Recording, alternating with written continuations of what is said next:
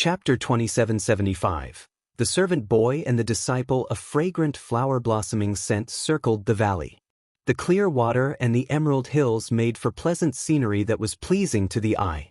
Once the Emperor Immortal dismissed the dark clouds that obscured his view, the entire valley was revealed, creating strong contrasts as compared to the barren land beyond the valley. By the river, there was a thatched cottage of green willow leaves. Wildflowers blossomed on the roof, creating a rustic charm. The six worlds were completely chaotic. There were fights every day, even between the immortals. The chaos led to noisy and smoke-filled lands everywhere. The situation was so bad that a miasma of smog covered up the entire sky. Life began to wither, making the celestial world a place of desolation. Nothing was able to grow on the infertile land. The Emperor Immortal wanted to make the place look better, so he created flowers with his spiritual power. However, the flowers were artificial, so, although the view looked amazing from afar, the flowers looked synthetic from up close. Therefore, the immortals had not seen such spectacular views of mountain scenes in a very long while. Even Consort was surprised. Soon, someone emerged from the thatched cottage, and as soon as Consort saw who the person was, he felt his jaw involuntarily dropping. A woman gracefully emerged from the cottage with her hair flowing naturally, gently caressing her emerald green dress. Her exquisite features matched the ethereal gracefulness in every step that she took, made for an unforgettable countenance for all of them. Her grace was clearly a marvel from nature's own hand. Her beauty took all of their breaths away. The women who witnessed the scene were ashamed of their appearances. Meanwhile, the men were all at a loss for words. The woman locked her gaze at the Emperor Immortal and said, "Guan Shao, it has been a while." Guan Shao was the name of the current Emperor Immortal in Gu Zijia's dream. Slowly, he knelt and bowed before her. "My divine lord, you have been gone for tens of thousands of years. Your return will finally bless the six worlds." As soon as the Emperor Immortal knelt, every other immortal quickly followed. Gu Shijio had been in a dormant state for far too long. Thousands of years had gone by in her absence. She could no longer keep up with the dramatic changes that had taken over the world by storm. She took a look at the immortals behind the Emperor Immortal and shook her head. They were all so young, so she did not recognize any of their faces. Consort was among the crowd. Although he was small, his presence could not be easily dismissed. His outstanding aura made him the center of attention. He was always the spotlight in a crowd. He thought that he deserved the same amount of attention from Gu Shijio, but that did not happen. She did not even look his way. She had a short talk with the Emperor Immortal before asking him to leave with his men, as she needed to be alone in peace. The Emperor Immortal cordially invited her to the Celestial Kingdom for the abundance of spiritual power that would help her cultivation. He even offered to build a residence so that she could have a place to stay. Gu Shijio looked away and said nothing. It was a problematic time, so no matter where she chose to go, her presence would certainly stir up the crowd. Hence, she chose to stay away and observe the conflict from afar for the time being. The Emperor Immortal did not force her into accepting his kind offer. "I shall not bother you anymore about moving away, my divine lord. However, it is still inconvenient for you to stay here alone. Would you like me to appoint 2 young servants for you?" Gu Shijio thought that it was a troublesome suggestion and declined it. However, a boy suddenly interrupted, "Why do you need a servant boy when I can be the Divine Lord's disciple? I shall stay by her side and help her with her needs." Consort was the most outstanding candidate among the crowd. He looked at Gu Shijio with eyes full of hope and continued, "My divine lord, I am a rare talent that is very hard to come by. For a while now, I have been looking for someone to be my master. Fate has brought us here today. I assume that you are going to take me, right?" Chapter 2776. The Servant Boy and the Disciple. 2. Gu Shijio kept her stance on the matter. "I will not accept any disciple." Consort was shocked that she shut the door in his face. He was certainly not used to being rejected. Swiftly, his inner child's instinct kicked in. "My divine lord, you said that you were going to take me as your disciple not long ago," he gently reminded. Gu Shijio softly replied, "As I said before, I would only offer the opportunity once. If you missed it, you missed it. Qianqi's face flushed crimson with embarrassment. I did not know about you back then. Gu Shijio finally looked at him properly but with judgment in her eyes. Did you just agree to acknowledge me as your master because you found out my identity? No.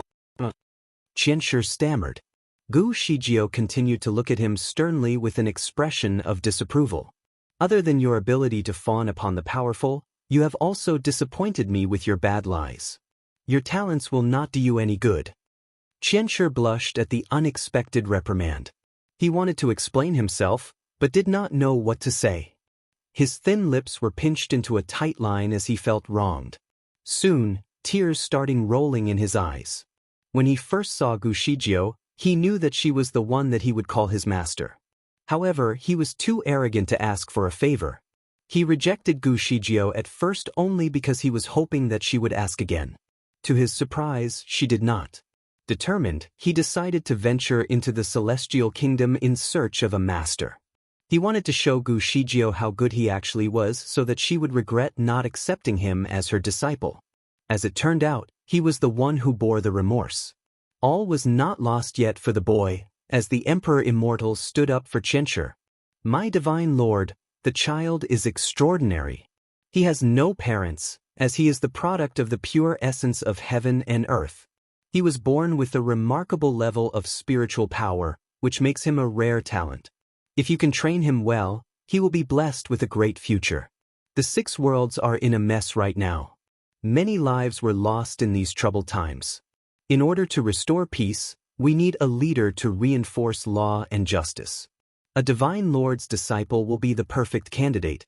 The boy is young, but he has been through some really hard times for being wanted by every party. Many bad things have taken away his innocence as a child, thus making him a little isolated. However, he is still a good boy. All he needs is a good mentor. Gu Shijio interrupted. Guan Shao, you have talked too much. I know what I am doing. You should stop now. After a long pause, the Emperor Immortal finally stopped talking about the boy. He sincerely apologized was overstepping the line. You're right. I have no place to meddle in this matter. Perhaps we should talk about it later. My divine lord, you have remained dormant for so many years. A lot has changed about the universe, so you will probably need some help to catch up. I can send 2 servants who are both smart and knowledgeable, so you can ask them questions when necessary. Also, they can help you out with your chores. It will be great if you can mentor them in your free time. What do you think? Quietly, Gu Shijio considered his suggestion. The Emperor Immortal seized the chance and looked through his squad to select 2 smart-looking immortals who would be assigned to Gu Shijio as her young servants. They had to be the best-looking of the lot. Qianshi took the first step and volunteered himself. I agree to stay and become a servant boy. Shocked, none of the crowd, not even the Emperor Immortal, saw this coming. The arrogant child would not usually submit to anyone so easily. The Emperor Immortal looked at Gu Shijio in bewilderment, while waiting for an answer. Gu Shijio slowly added, even if you stay, I will not accept you as my disciple. Don't waste your time here. Chapter 2777, The Servant Boy and the Disciple, 3, Qianshi still felt embarrassed. I understand, he firmly said. I only need a servant boy. I can be your servant boy. Both of the boys chosen by the Emperor Immortal are not even half as smart as I am. Moreover, I have traveled enough to know better than them. Qianshi added while pointing at the boys. Timidly, both of them said nothing. They were too scared to talk back. Eventually, the Emperor Immortal assigned 2 children to be Gu Zijia's servants. There was a boy and a girl. Qianshi was the boy. The girl was a match for Qianshi, whose name was Wu Qianyan. At this point, the tracing spell had begun to burden Di Hao. His forehead was completely drenched in sweat as he buried his head in Gu Shijio's arms while pondering over his problems. He never knew that his mother was somewhat related to Fan Qianshi in such unexpected ways. Also, the girl named Wu Qianyan caught his attention too. He needed to figure out if she had anything to do with Wu Wian, the woman by Fan Qianqi's side. At that point in the dream, Fan Qianshi seemed very desperate to become Gu Zijia's disciple. Di Hao could not help but wonder if he had made it. After giving it some thought, Di Hao had a feeling that Fan Qianshi made it in the end. First of all, Fan Qianshi was indeed a rare talent. If he ended up becoming a disciple of some wicked man, he would grow up becoming a threat. As the creator of the universe, Gu Shijio would definitely not hold any persistent feeling of annoyance against the young boy and would also not want him to fall into the wrong hands. Based on the reasoning, Di Hao believed that Fan Qianshi had eventually become her disciple. The rejection must have been a test. She needed to observe if the boy really had the desire to be trained. Di Hao was small in size but was no longer a child. He had lived through enough experiences to know the purpose behind Gu Zijia's every decision. He recalled all that he knew about the creator of the universe. Her character and appearance somewhat resembled his mother, but the creator had a mighty aura that clearly surpassed his mother's. Di Hao took a look at his mother again and cuddled up to her. He liked how his mother was at this moment. In her previous life, all she cared about was the world's peace. Obviously, there were many responsibilities that she had to bear. She was more of a divine being who genuinely cared about her people and was not a person with feelings and emotions. Therefore, Di Hao was desperate to find out what happened to the creator of the universe. He took a short rest for about 2 hours before continuing his search into Gu Zijia's past. The return of the creator of the universe was a big deal to all 6 worlds. The creator of the universe was the one who made life possible in the very beginning. All human beings, animals, and even monsters were her creation. She was undoubtedly the sole ancestor and God that they all shared. Before she became dormant, all beings lived together in harmony. But things took a bad turn in her absence. Without her, there were no rules and no restrictions. The complications then began, which led to a violent struggle for thousands of years. The grudge and death over the numerous wars gave birth to ghosts and demons all around. The world had undoubtedly become a bad place. Therefore, the news of her return was widespread in every corner of the 6 realms.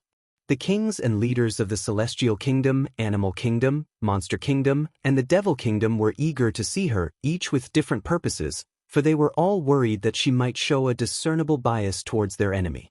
Reasons were made up just so that they could meet her. However, all of them were denied entry since none of them could make it through the wizardry barrier.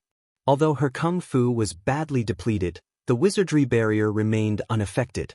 It was built with the very foundation of her divine power, so no one was able to break it unless they knew the same kung fu as her. The Emperor Immortal was the only one who knew her as he was once placed under her service, so he had the chance of learning some bits of her kung fu. Chapter 2778. Acknowledging a master the creator of the universe had awakened, but it seemed as though nothing had changed. She kept herself within the wizardry barrier that she created and refused to see anyone. No one knew what she was planning to do, so none of the kings or leaders dared to act recklessly. Instead, they tried to collect as much information as they could about her, so they knew what they were dealing with. However, there was nothing much they could study about her. Everything about her was long forgotten over time. The Emperor Immortal was the only one who knew a little bit about the divine being, but he never shared anything with anyone. All of his followers were strictly told to stay away.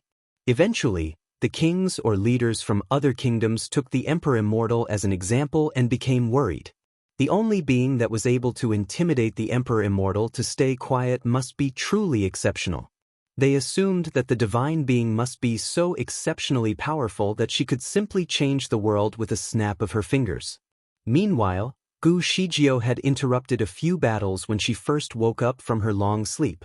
So, the survivors of the battles gave enormous publicity on how great and powerful she was when she saved them. The survivors trumpeted their victory to warn anyone against any potential invasions. As for the losers, they needed to publicize her power and use her interference as an excuse to cover up the fact that they were incompetent to win the battle. Within months, her name was well spread to every corner of the world with slightly different versions of the same story. All this happened even though she had barely done anything. The only thing they knew about her was the fact that the creator of the universe disliked having disputes. Hence, they did not want to make any moves before finding out more about her. The hostilities ceased, and normal life was finally resumed. Within the wizardry barrier, Gu Shijio finally stopped meditating and walked away from the tranquil little cottage. All the shrubs had blossomed beautifully. Her servants, Qianshi and Wu Qianyan, were busy collecting the herbs. Qianshi was a very smart boy. Even though Gu Shijio only taught him a little about medicine and the characteristics of different herbal plants, he immediately mastered the skills of cultivating the plants and managed to grow the herbs in perfect condition. Wu Qianyan, on the other hand, lacked such talent. Her section of the herbs in the garden did not grow well under her care. As soon as they saw Gu Shijio, both children approached and greeted her with a bow. "My divine lord." Gu Shijio nodded at them, and her eyes then lingered on the herb garden suggestively. She took a look at Qianshi and saw the solid confidence on his face.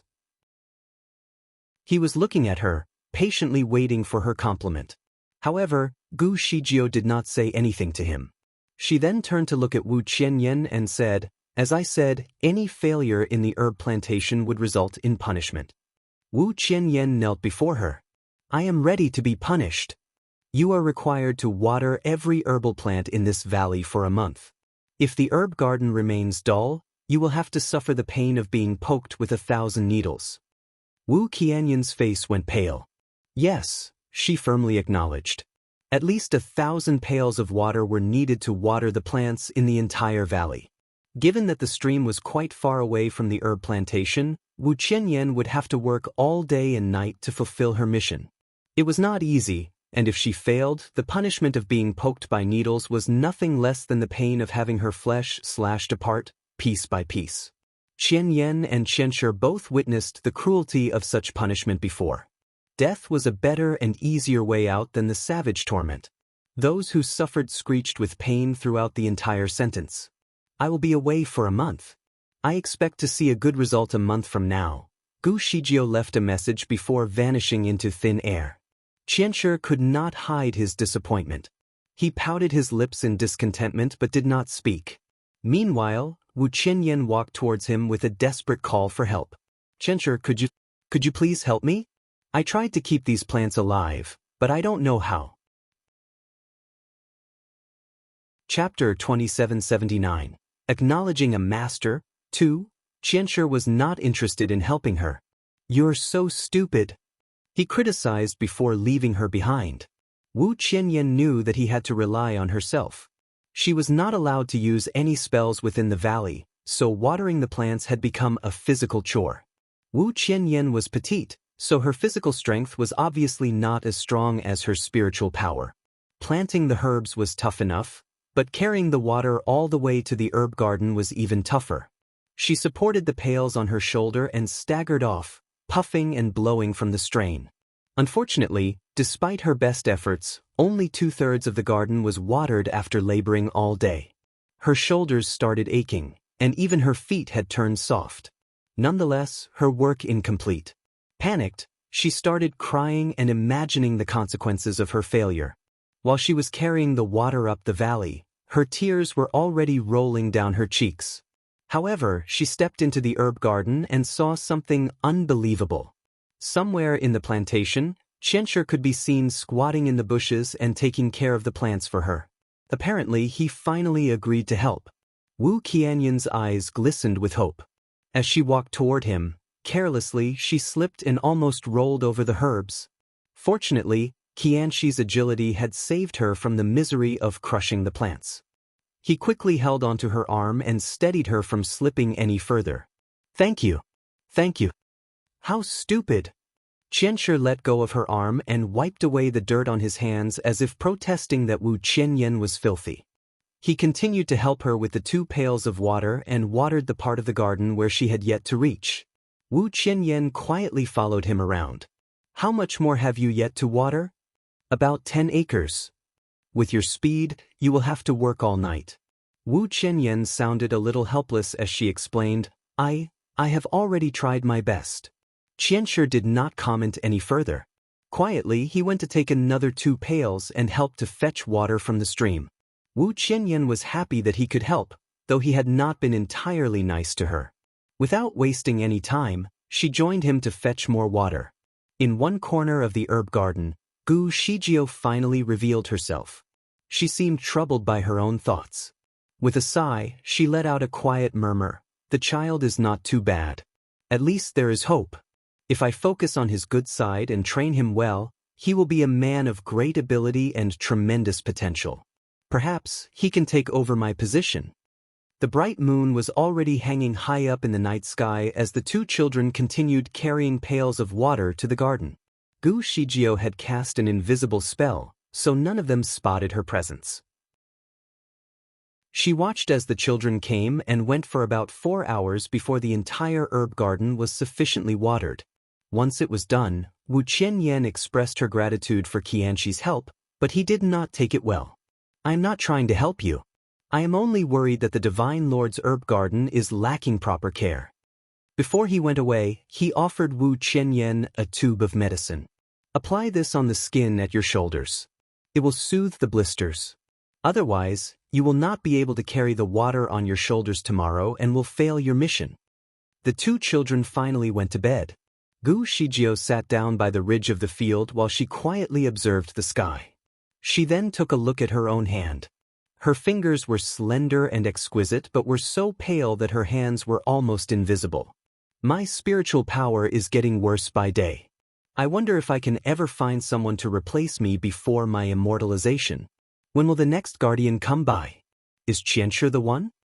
She seldom talked to the boy, but she never ceased to observe him from a distance. The result of her observation was quite satisfactory. At the very least, the books that she had offered to him were not wasted. Although she never made it clear that he was her disciple, she still offered him some books and materials that could help him in the development of his character through different methods of cultivation. For the past month, Gu Shijio assigned complicated tasks for the children to fulfill. Usually, Qianshi could always accomplish the task given fairly quickly and well.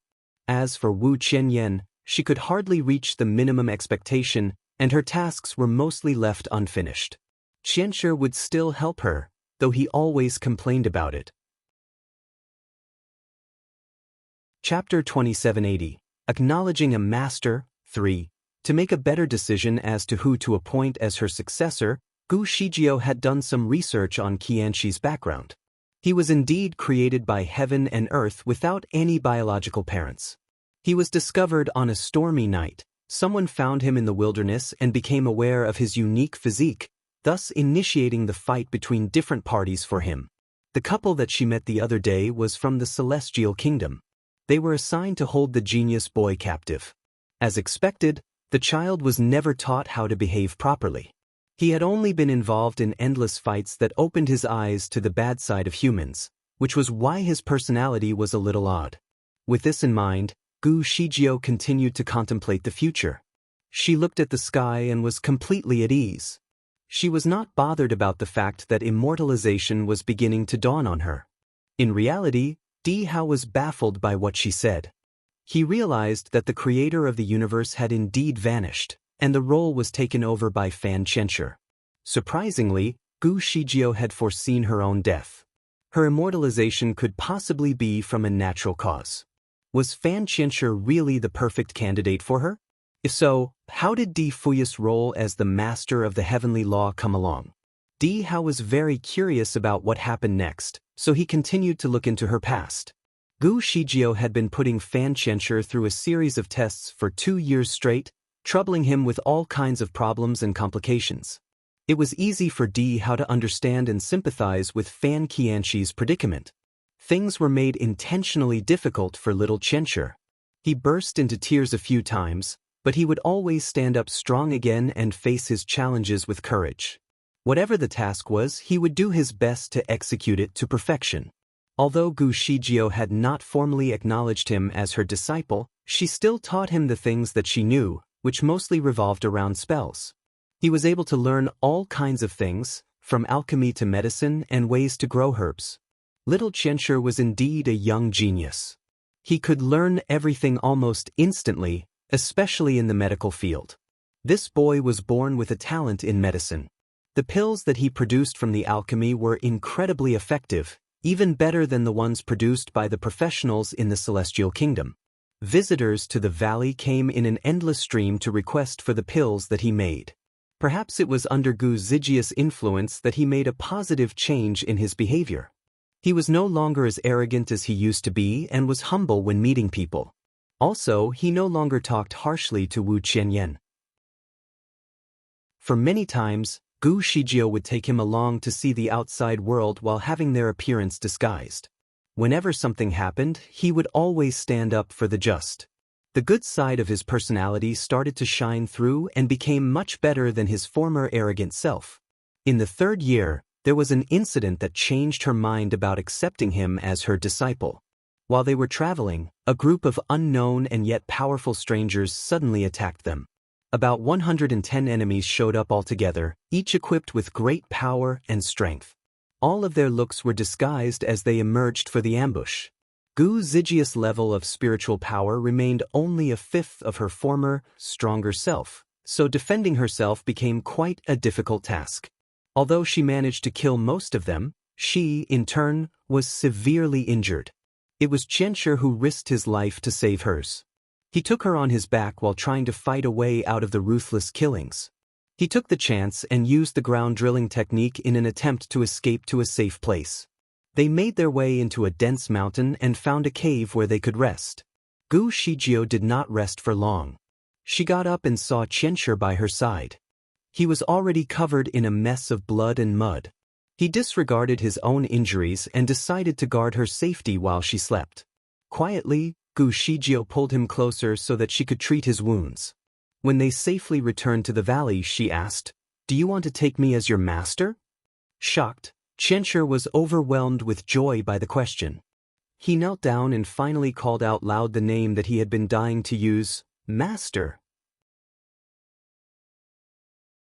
Chapter 2781.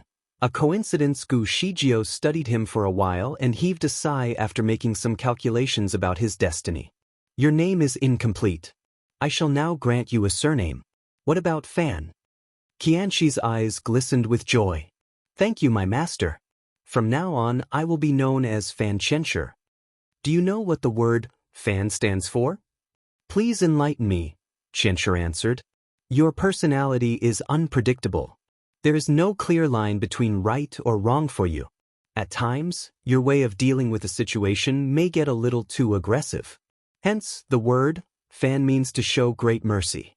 I hope that you can be compassionate and stay away from any wrongdoings. May you be a great man for thousands of years to come and protect the world with all you can. Fan Qianshi took some time to absorb her words and then replied, I shall do as you said, master. Due to his unique physique that was nurtured by the essence of heaven and earth, the rate of his growth was tremendous. In 3 years, his physical appearance had changed from that of a toddler into a teenager with adult qualities and strength. In reality, Di Hao could not help but sigh. As expected, Fan Qianshi really did become Gu Zijia's disciple. He knew his mother well enough to be aware that she would either keep her guard high up or trust a person wholeheartedly. There was no in-between. She even gave Fan Qianshi his name. It seemed like Gu Shijio was ready to let him take over her role when she was finally gone. At this point, no signs of the Master of Heavenly Law were revealed yet. He wondered if the Master of Heavenly Law had already come into existence by that time. That sounded very plausible since creating the heavenly laws could be a very long process. It was meant to create harmony among the 6 worlds over time. When Gu Shijio was still alive, the 6 worlds were not well established yet.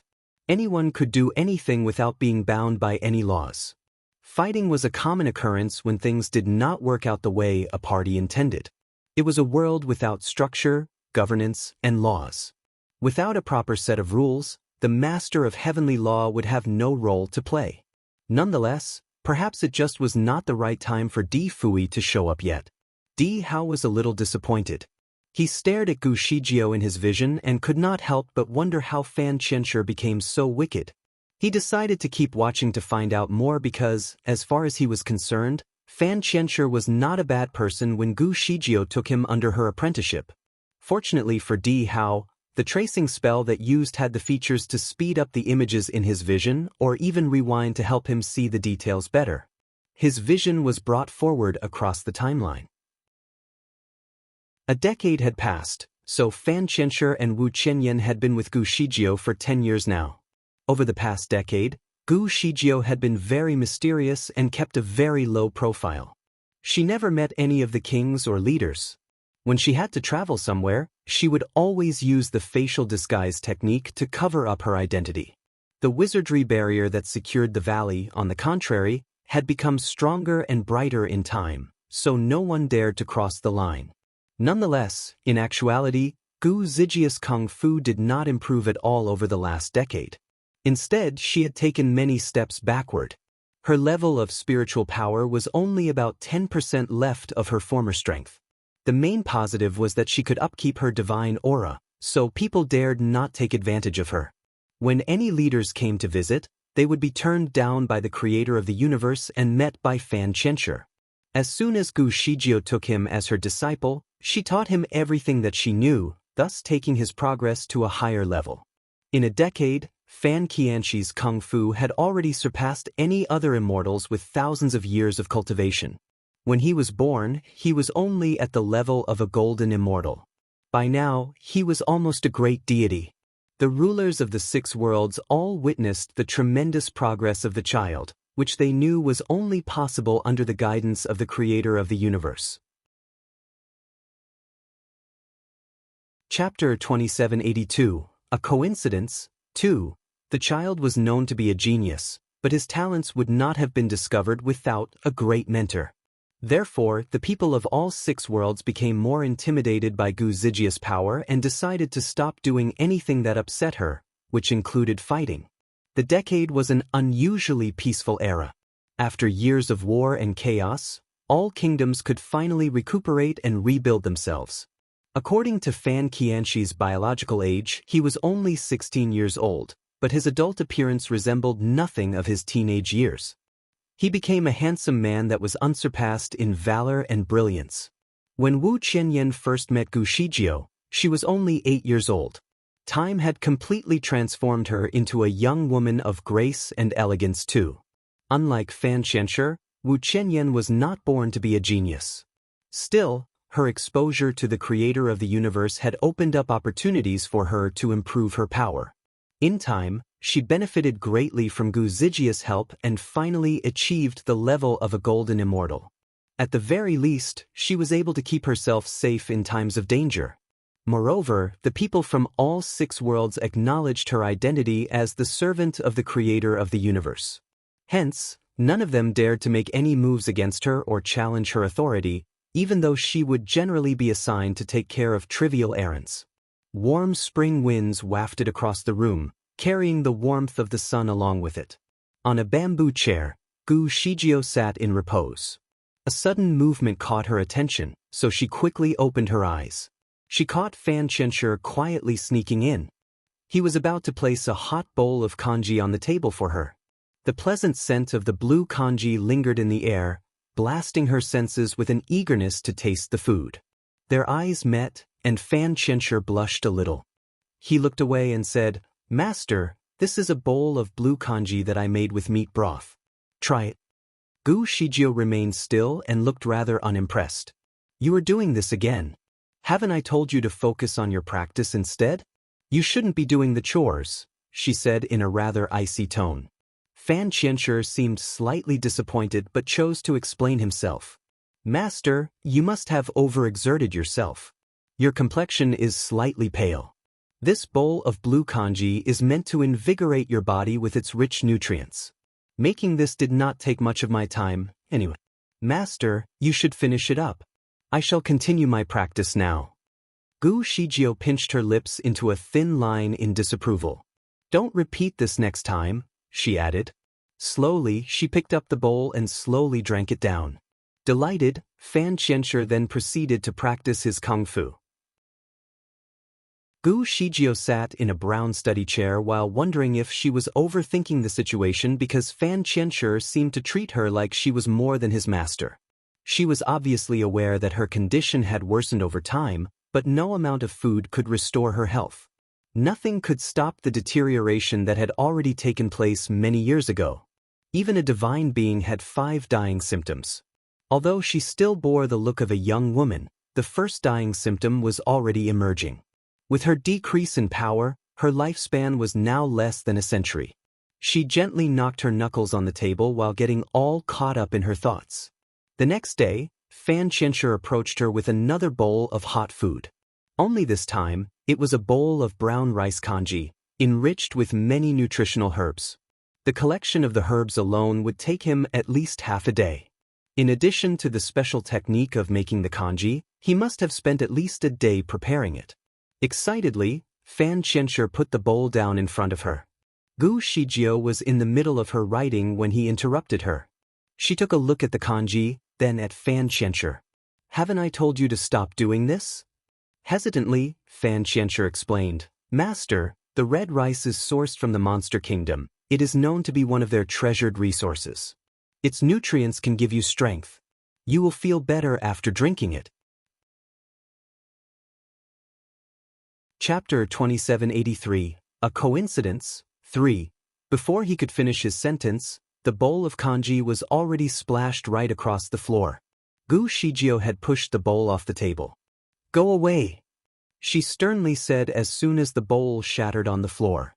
Fan Qianshi was utterly surprised by Gu Zijio's sudden reaction. His fingers immediately started to tremble uncontrollably under his sleeves.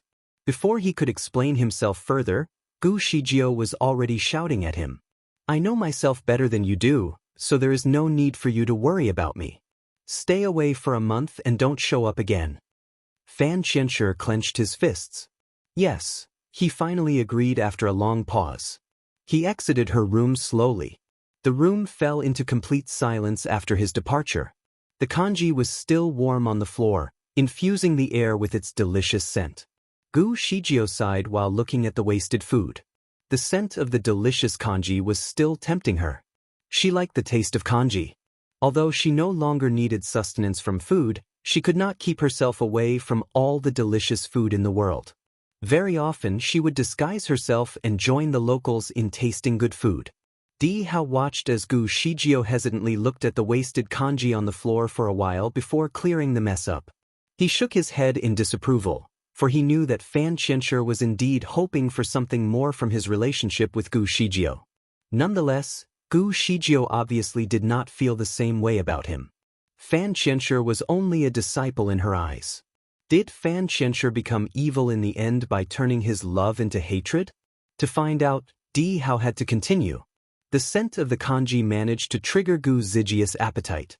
She decided to disguise herself so that she could blend into the crowd at a famous restaurant in the Monster Kingdom. All she asked for was a bowl of red rice congee. The place was rather crowded and filled with uproarious talk and laughter. However, Gu Shijio did not request for an independent room. She enjoyed the hustle and bustle of life at times. The liveliness there certainly excited her. The red rice congee from the restaurant tasted excellent, though it was a little expensive. A bowl of congee cost her 1,000 spiritual stones. Fortunately, Gu Shijio had many spiritual stones with her, so the price did not bother her at all. Her hunger for food took over her, so she decided to add more dishes to her meal. Just when she was happily eating, a sudden wave of silence took over the entire place. Gasps of astonishment could be heard across the air. "Oh my! He is so handsome! Too beautiful!" Handsome is not enough to describe his ethereal beauty. He is surreal. The man's appearance had provoked much discussion. Gu Shijio was curious, so she looked up and saw a handsome and young man by the door. He stood as straight as an arrow, and his silky smooth, pitch-black hair gently hung across his shoulder. His exquisite features were as pretty as any artist could paint a man to be. There was a red jade piece embellished on his forehead band, faintly glistening with light. Meanwhile, the corners of his mouth twitched up into a nonchalant smile while he stared at the crowd with undivided attention. His eyes swept across the hall, and everyone's heart thumped with excitement whenever his eyes met with theirs. All the men sat up straight in a proper manner. As for the women, they were busy fixing their hair and makeup so that they could present their best selves. In reality, Di Hao was in shock. His fingers were trembling so much that the spell almost failed to channel the vision over to him. He wondered who the man was and felt that he reminded him of his father, Di Fui. However, their looks were not exactly the same. In fact, the man in the vision was not as good-looking as Di Fui. Di Hao's heart raced in excitement. He had to continue. Back in his vision, every table in the restaurant was already occupied. Some were full of people while others still had seats available. Like Gu Shijio, some were also in the restaurant all alone. "Is there any room available?" the young man finally asked. His voice was charming and sweet. The waiter and the owner of the restaurant both shook their heads in unison. It was the busiest time of the day in the restaurant, so the rooms were all full. Chapter 2784. A Coincidence. 4. Although the restaurant was full, the staff seemed eager for the young man to stay. "Gentlemen, would you be open to sharing your table with other guests?" They kindly offered. They then asked the guests in the restaurant, "Is there anyone who would like to share a table with this gentleman? I can give you a discount for sharing the table." "Me. Here. Come here. I can share the table with him." All of a sudden, about 7 or 8 people stood up, offering to share their table in an eager manner. Apparently, the young man's beauty had conquered the hearts of many. Both men and women were interested. Gu Shijio continued to enjoy her drink without volunteering herself. In fact, everything that happened in the restaurant made her laugh. These days, people were so easily obsessed with one's appearance. Nonetheless, she wondered which table would the young man finally go to. Of many that stood up, there was a very pretty lady that was seated next to Gu Zijia's table. Coincidentally, the lady was also wearing a red dress that evening, so her outfit matched with the young man's red robes perfectly. Like Gu Shijio, the lady was sitting alone too. Some men tried to ask if they could sit with her before, but she turned them all down with an uninviting and stern look. Nevertheless, this time, she was the one who made the invitation to the young man. The young man slowly walked towards the lattice direction. Color bloomed in her cheeks as he approached her table. She was excited that the young man was about to accept her invitation. "Gentlemen, please." The young man did not wait for her to finish before walking past her table as if she never existed. He stopped in front of Gu Zijia's table and asked, "Lady, may I join your table?" Gu Shijio was surprised. Her original appearance was disguised under a spell, so she carried the look of an average maiden. She was not hideous but not exactly attractive. Her looks were considered common, and her presence could be easily dismissed in a crowd. Gu Shijio thought that the ordinary look she carried would be a safe disguise for her. Never had she thought that the young man would come up to her all of a sudden to share a table. She touched her face intuitively to make sure that she still had the appearance of an ordinary maiden and was relieved that her true appearance was not exposed. Perplexed, she then looked at the young man. He was still standing right across her table and looking at her smilingly. She could not tell what he was thinking from his expression but found it rather odd. His face was, however, very attractive, regardless of his expression. Nonetheless, Gu Shijio was not interested in a relationship. She only thought that the young man was a little odd. "I did not invite you." "Look around, many did," she gently reminded him. The young man finally smiled and asked, "Why didn't you?" Gu Shijio did not answer. "Aren't you attracted by my appearance?" "Frankly, I am not," she answered. She had seen many beautiful men all her life but was never interested in any. The creator of the universe had to be austere without any selfish desire. The young man took out his fan and waved it in his hand. "That is right. I cannot eat well under their intense gaze of admiration, so I will not join their tables.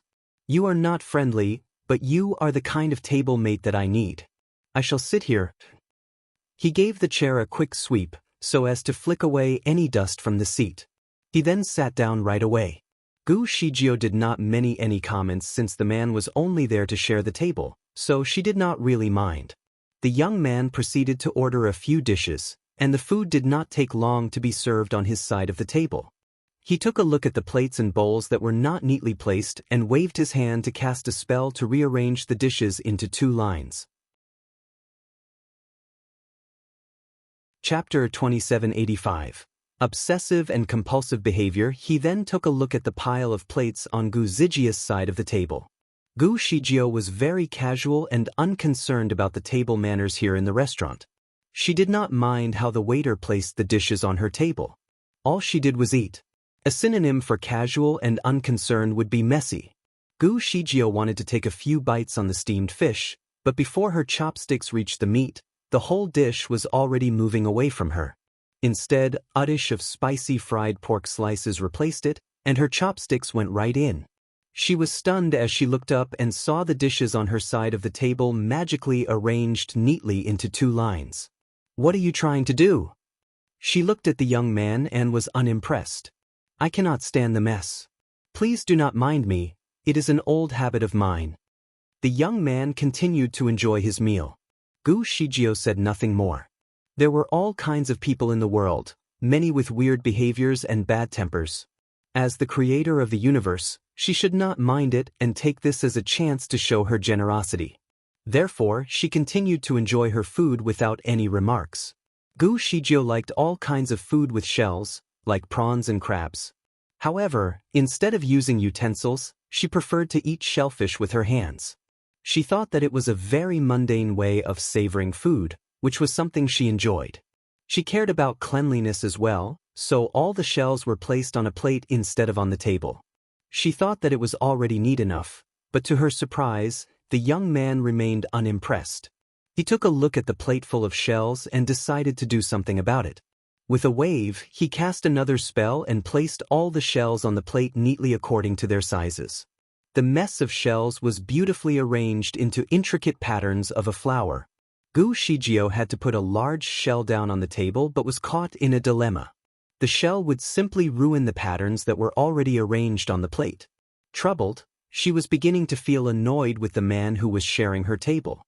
It had reached a point where she could not even fully enjoy her food. After all, she was here to eat, not to make decorations. It was tiring to share a table with someone with such an obsessive and compulsive behavior. Gu Shijio tried to suppress her irritation but could not. She decided to throw the shell onto the plate and turn the shells on the plate into a mess. The young man threw a sharp look at her, and she did not hesitate to do the same back to him. Their eyes lingered on one another's face for a while before the young man finally spoke. "In order to return your favor for sharing the table with me, I shall remove the shells for you. Is that all right?" The young man gently offered with a tender smile. Gu Shijio thought about his offer for a second and agreed, "Great, please do." The young man cast another spell from his fingertips, making every shellfish on every dish move. All the shells of the prawns and crabs were removed and placed neatly on another plate. As usual, these shells were arranged in a proper pattern. The meat that remained on her plate was nicely shelled with very little fuss. Gu Shijio was suddenly drawn to his obsessive and compulsive manner. He could perfectly fit into the Department of Justice. The 6 worlds lacked a set of laws to govern the course of life. They also lacked a leader. The man could be a great leader in framing a constitution. Certainly, it was just a sudden inspiration. She was not very keen on making it happen. However, the law could not be simply made and governed by anyone. The role must be played by a divine being that was brought about naturally by the essence of heaven and earth. Only then would it take its effect. Gu Shijio studied the man and realized that he was only a mighty immortal. As far as she was concerned, Fan Qianshi was the only man who was formed and nurtured by the essence of heaven and earth. Chapter 2786. Being jealous, she was suddenly reminded of Fan Qianshi and sighed. He was a great disciple but had, unfortunately, become enamored of her. It was indeed troublesome. First of all, she did not have much time left. Secondly, as the creator of the universe, she should share her unconditional love with every being in the world and not limit herself to a relationship.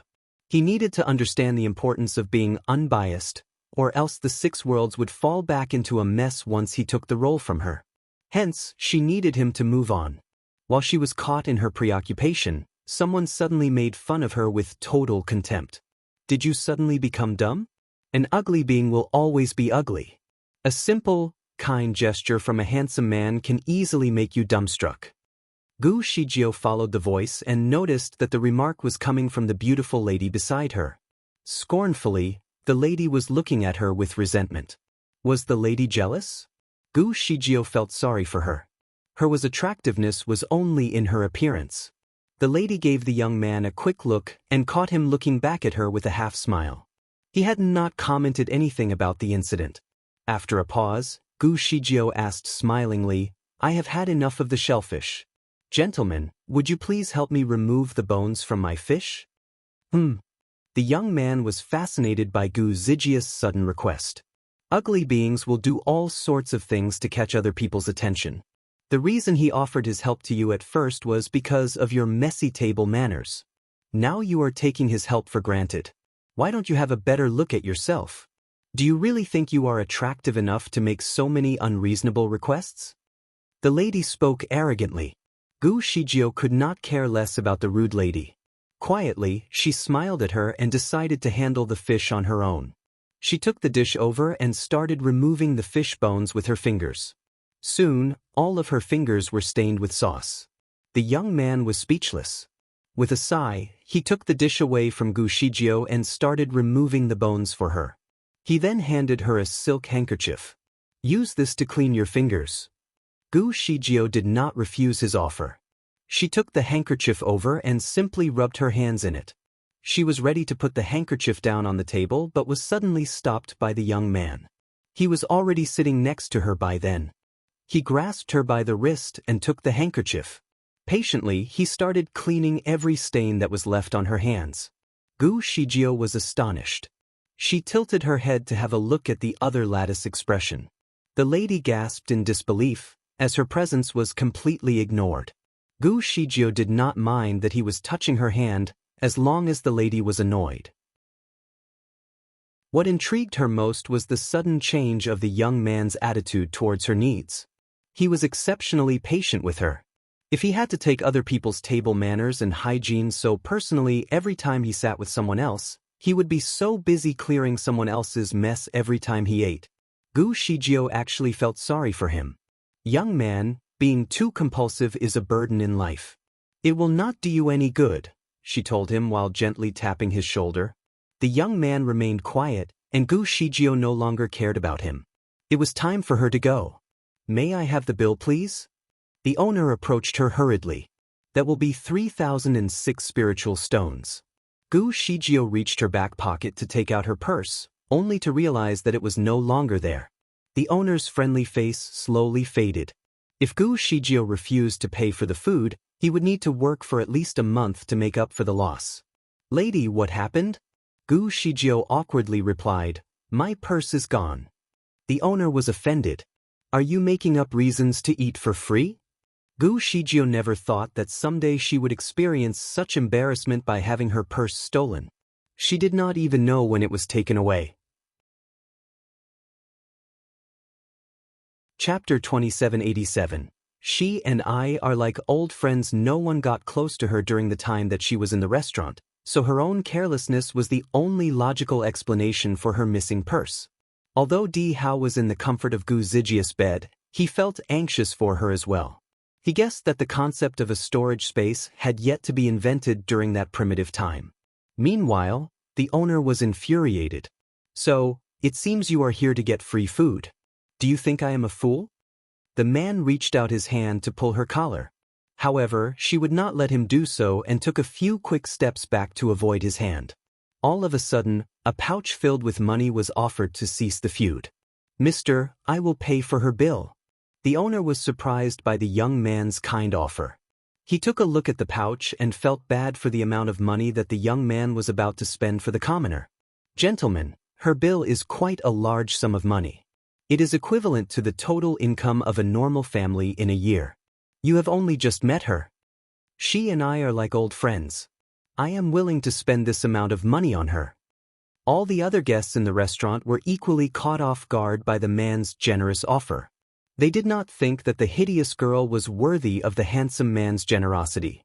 The beautiful lady from the next table was already clenching her fists in utter frustration. She wished she could give Gu Shijio a tight slap in the face. Since someone was ready to offer up money to compensate the owner, he would definitely take it. He was all but ready to accept the payment but was suddenly interrupted. "Hold on, Gu Shijio interrupted. The owner looked at her in disbelief. What more do you want to say? Gu Shijio knew very well that no one would do anything so unconditionally for a stranger. His generosity must come with a price. She had a feeling that the man was quite a problem, so she did not want to get too involved with him.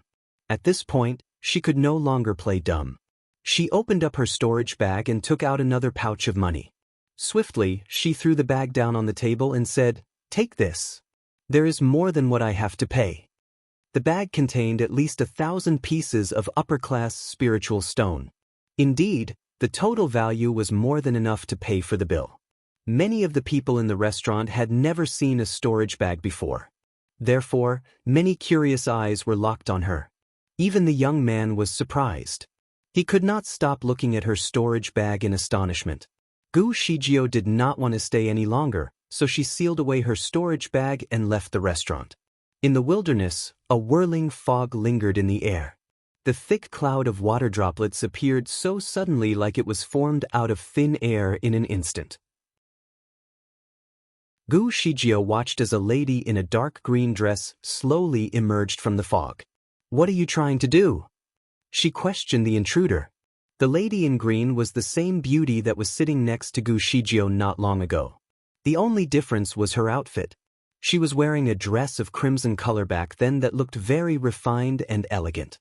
With this dark green dress, she looked extremely wicked, as opposed to her elegant self back then. "I have underestimated you, lady. How did you manage to seduce such a handsome man with that hideous face of yours?" Abruptly, a snake-shaped sword appeared in her palm. The edge of the sword was as sharp as the fang of a venomous snake. "I shall now skin you alive so I can see what is beneath your ugly appearance." On the tip of the sword, a dark green snake emerged. In a snap, the snake made a lunge towards Gu Shijio in a deadly manner. At the level of a golden immortal, every strike of hers could be considered as deadly. The snake was as swift as lightning, so it would be tricky for anyone to avoid its deadly attacks. However, Gu Shijio was not just anyone from the mundane world. Even with only 10% of her spiritual power left, she was still much stronger than the lady in green. She reached out to the snake and grasped it at its weakest point. With just the twist of her wrist, the snake immediately faded away into bits of light. Chapter 2788. Look what you made me do. The lady in green had not expected it. In just one move, she immediately realized that she had underestimated Gu Zijia's strength. Nonetheless, she was not ready to give up the fight just yet. She pointed her sword at Gu Shijio and sent 3 more green snakes charging at her. The snakes were very venomous. Once bitten, one could consider themselves dead. However, Gu Shijio simply waved her sleeves across the air and dismissed the snakes with a slight twitch of her fingertips. She did not even have to move a lot to cast the spell, yet all 3 snakes were already clenched by their necks. In an instant, the snakes were turned into glimpses of light and faded into nothingness. "Ugly woman, look what you made me do." This time she raised the bar. In a mist of grayish-green fog suddenly appeared, and the water droplets within the cloud slowly condensed into a giant green python. Almost instantaneously, it became alive and made a lunge for Gu Shijio. Gu Shijio found the trick a little familiar as it was the devil venomous python. It was the most nefarious and demonical python that existed, equipped with deadly and yet lustful venom. The python would mate with its victim before swallowing the victim's soul as a whole. Gu Shijio was a divine being with a generous spirit, but the latter's selfish act of jealousy was too much for her to forgive. They were not even enemies, and yet the lady desperately wanted her dead by crushing her soul. The lady was evil and unscrupulous, which was a rarity in Gu Zijia's life. With all that had happened, Gu Shijio decided to serve her some punishment. She twisted her wrist in a circular motion to summon a golden whip which she used to attack the incoming python. The long whip was a magical item, so when Gu Shijio had launched it toward the snake, 1,000 shining golden beams with boundless radiance were directed at it. The devil venomous python was obviously scared of the golden light. It tried to shrink its body as quickly as it could to avoid the ruthless attack. However, Gu Shijio was not done with it. She took an intimidating step forward and flung her whip at the python again. It slowly took the form of a mighty dragon that came alive in a second. With its outstretched body, the dragon started attacking the python. The devil-venomous python was terrified, huddling itself in fear. While the golden whip was still swinging in the air, Gu Shijio suddenly collapsed with a temporary loss of consciousness. A sudden jolt had plunged her forward, thus stopping the constant stream of spiritual power to her hand. In an instant, the entire dragon disappeared from the air. Gu Shijio could not help but curse. Her 5 dying symptoms had begun to take place. Sometimes her spiritual power would fade away very suddenly.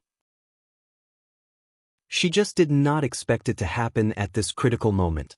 The devil-venomous python was ready to surrender, but the disappearance of the golden light had boosted its confidence. It had just escaped death and perhaps even had an opportunity to attack. Excitedly, it launched its second attack at Gu Shijio. Gu Shijio wanted to defend herself but was too weak even to stand up straight. She barely had any strength left to avoid the incoming strike. In dismay, she clenched her fists and was ready to admit defeat. The python was already closing in when an intricate melody started playing in the air. The tune was coming from a flute amid the fog. The tune was a weakness of the python. As soon as the melody was played, the python found itself paralyzed.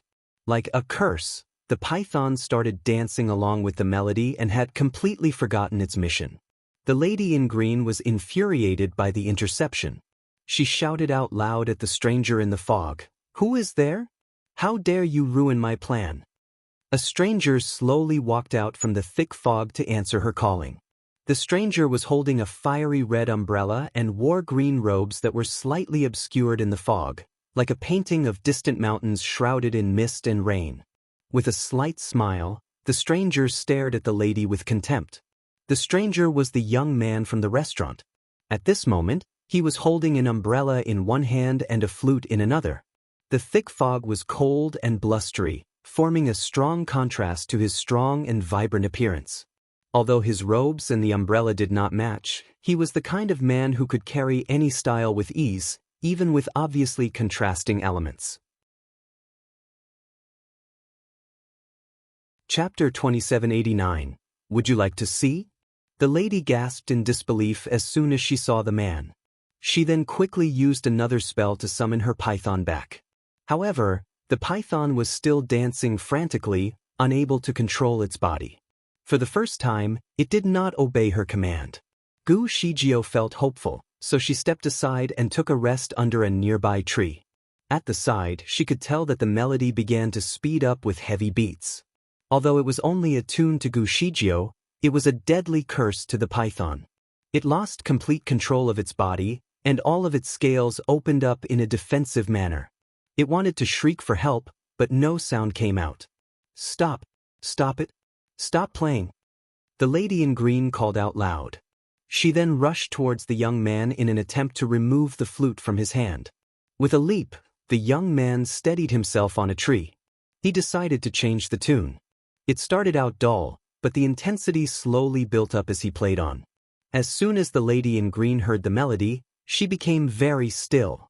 Soon, she began dancing uncontrollably. The lady in green was a stunning beauty. She danced seductively in a very sexy and enticing manner. She removed her clothing piece by piece and slowly stripped down to her underwear. It was all very sexually attractive. The way she danced was like a stripper from the modern era, only wilder. Di Hao felt awkward watching the scene. As a child, he knew he should not be looking at inappropriate scenes involving adult elements. However, he was even more worried that he might miss out on any key information if he stopped looking. With the maturity of an adult, he convinced himself that the scene was not a big deal. Therefore, Di Hao contained his awkwardness and continued watching. In his vision, Gu Shijio could be seen leaning back on a tree while being entertained by the lattice sexy moves. The giant python and the lady were dancing and slowly got closer and closer together. The giant python then spiraled to the ground and shrunk its body to about 10 feet long. It made a swoop at the lady and pinned her down on the ground. Enticingly, it slowly separated the lattice legs, so its tail could linger its way into her private part. Gu Shijio was surprised by the plot twist. She stood up straight to see it better, but a blindfold immediately covered her eyes. That action rendered her speechless. Right at that moment, the young man started playing the melody differently. Pleasantly, the soothing tune was a balm for her agitated nerves. The melody was so loud that it managed to block out any other noise. Gu Shijio wanted to take the blindfold away, but the young man's playful tease changed her mind. Would you like to see? This adult imagery is nothing like you have seen before. I can take the blindfold off if you want so that we can both enjoy the show together. Gu Shijio remained quiet. She stood frozen and decided to keep the blindfold on. Sister! A loud and brusque man could be heard calling out loud from afar. Gu Shijio could clearly hear quick steps approaching them. Stop it! Stop! Damn it, make it stop! Gu Shijio pulled the blindfold away and saw a few men. The leader was a man with heavy brocades of a dark golden shade. His elegant outfit was a contrast to his deep, hoarse voice. Gu Shijio recognized the man. He was the king of the Monster Kingdom. The other people were probably his men. As soon as the Monster King approached, he launched a strike at the snake in an attempt to separate the naked woman from its grasp. The snake let out a sharp cry and became even more closely entwined with the woman. Its muscles tightened, thus squeezing the woman even more with its body almost to the point of suffocation. All of the men were confused, unsure if they should look away or stay focused on the snake. Stay away, all of you! The Monster King was furious. Chapter 2790. Until her last breath, the Monster King's men stayed away from the feud as instructed. Meanwhile, the Monster King retrieved a black rope out of nowhere and aimed the twisting cord at the python. He wanted to pull the python away from the woman. With his strength and level of kung fu, he was able to lift even the heaviest kind of load. Pulling the snake away should have been an easy matter. Indeed, he was able to pull the snake away from the ground, along with the woman that it desperately tried to mate with. The woman and the snake appeared to move in an arc across the air before taking a hard fall on the ground again. Nonetheless, their bodies were still inextricably intertwined. The woman let out a hoarse cry while slowly losing consciousness. Feng Jiai, what are you doing? Separate them now! The Monster King demanded with cries of anger. The young man kept his composure and calmly replied, My king, I am here to arrest the murderer who is responsible for the death of 18 girls. I am only doing what I have promised to do. Anger surged up among the two people. I asked you to catch the murderer, not to step aside while the princess is helplessly raped. Did you ask the python to assault the princess? Don't you try to talk yourself out of this. I saw you commanding the python with your flute. The python belongs to your sister. She asked the python to attack me first, and the gentleman stepped in to help. Gu Shijio interrupted. The Monster King carefully studied Gu Shijio but did not recognize her. Who is this hideous woman? He began to lose his temper and added, Feng Jiai, I do not care whose python this is. Separate them now. Feng Jiai folded his arms together and said, No can do. Only the python's master can command it. He then looked at the Monster King sternly in the eye. My king, can't you tell what python this is? After a pause, the Monster King defended himself. Of course I can. The python is evil. It only answers to its master, and its master is you.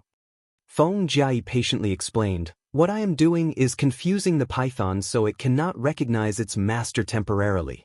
I do not have the power to command it. He took another look at the woman. You seem to like your pet a lot, so much so that you are not willing to let go of it from your arms. The woman was lying naked on the ground. There were some obvious bloodstains between her thighs by now. She lost control of her body under the influence of the flute, thus losing the ability to command the python. But as soon as the melody stopped, her consciousness immediately returned. Utterly ashamed, she did not know how to face her brother, so she decided to play dead. Never had she thought that the young man could see through her little trick. Taking the python as a pet was strictly prohibited, so she was too afraid to admit that the python belonged to her. However, she also knew very well that once the python started mating, it would keep on penetrating her until her last breath. It would only stop when its master asked it to stop. If she refused to admit it, she would eventually die of exhaustion, and her soul would be crushed in the python's jaws. Therefore, in this matter of life and death, she realized she could not be stubborn any longer. Determined, she gave the python's head a hard slap. "Keep off me." She thought that the python was able to recognize her voice as the flute was no longer playing. Therefore, it should be able to think and respond to her request. But surprisingly, the python only answered to her command and not her voice. The hard slap had unleashed the python's inner beast even more, thus speeding up the movement of its tail. The lady let out a wail before quickly curling her body into a ball. The deep penetration had severely torn the lattice flesh and put her in much agony. However, the sight of blood excited the python even more, so it penetrated with an even stronger and faster rhythm. Pale and drawn, the woman could no longer care about her image. She cast a spell and created a wisp of black, skull-like smoke from the tip of her fingers. She then flicked the wisp of smoke into the python's wide-open mouth and commanded, "Ching Bai, keep out now." The spell was obviously used to control the python. Instantly, the python tensed up its muscles and untangled the woman from its body, though unwillingly. At this point, the Monster King could no longer defend his sister. What a shame! Chapter 2791. The creator of the universe, he offered the naked princess an overcoat made of crane feathers. Her body was still twitching uncontrollably on the ground due to the intensity of the pain she had to experience. She could not even stand on her own, so the Monster King had to bend down and carry her in his arms before leaving. "Are you trying to take her away so easily?" Feng Jai scornfully questioned. The Monster King stopped walking and glanced back at Feng Jai with an unrelenting look. "What more do you want? You have promised the people that once we found the murderer of the missing girls, he or she will be punished publicly by dismembering the murderer's body. Now that we have the murderer, I am wondering when you will punish the princess." The Monster King looked uncomfortable. "I know exactly what to do, so there is no need for your concern. Brother, this couple has made some evil plots against me. Please, get revenge for me, brother." The woman pleaded with her brother. "Brother, do not let them go.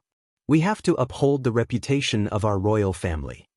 The Monster King was inspired to kill. His sister was right. In order to protect the name of his family, the couple had to die. "Take them," he commanded. All of his men quickly gathered around the two outsiders. The Monster King's facial expression darkened. These people have the audacity to belittle the royalty of the Monster Kingdom. "Cease them." However, a sudden voice interrupted him. "Yao Xingye, how have you been doing?" Much to his surprise, he looked around and saw the hideous woman under the tree. She was no longer her mundane self. Instead, streaks of brilliance started surrounding her body and slowly stripping away her disguise. When the light faded, a beautiful woman in a green magic dress was standing under the tree. There was an emerald magic wand in her hand. The Monster King was utterly shocked. She was the creator of the universe. He once saw Gu Shijio from afar when he visited the valley. She looked exactly the same as she wore the same outfit. The Monster King was dumbstruck, and so were his men. At this very moment, Gu Zijia's aura was extremely intimidating, unlike before. She did not look anything like the woman they had seen earlier. Feng Jai was shocked as well. He was about to play his flute to defend them, but seeing Gu Shijio changed his mind. "My divine lord." The Monster King knelt along with his men. Gu Shijio heaved a sigh of relief. Her kung fu was already depleting, but the look in her eyes remained murderous. She could tell that the Monster King wanted her and Feng Jai dead just moments ago. His spiritual power was almost at the level of a great deity. Furthermore, all of his men were among the most powerful and experienced fighters in the Monster Kingdom. Even with Feng Jiayi's help, their combined strength would not be sufficient to fight them off. They might even die here in the wild. Fortunately for Gu Shijio, death would never truly dawn on her. Her physical body might not survive, but her soul would remain.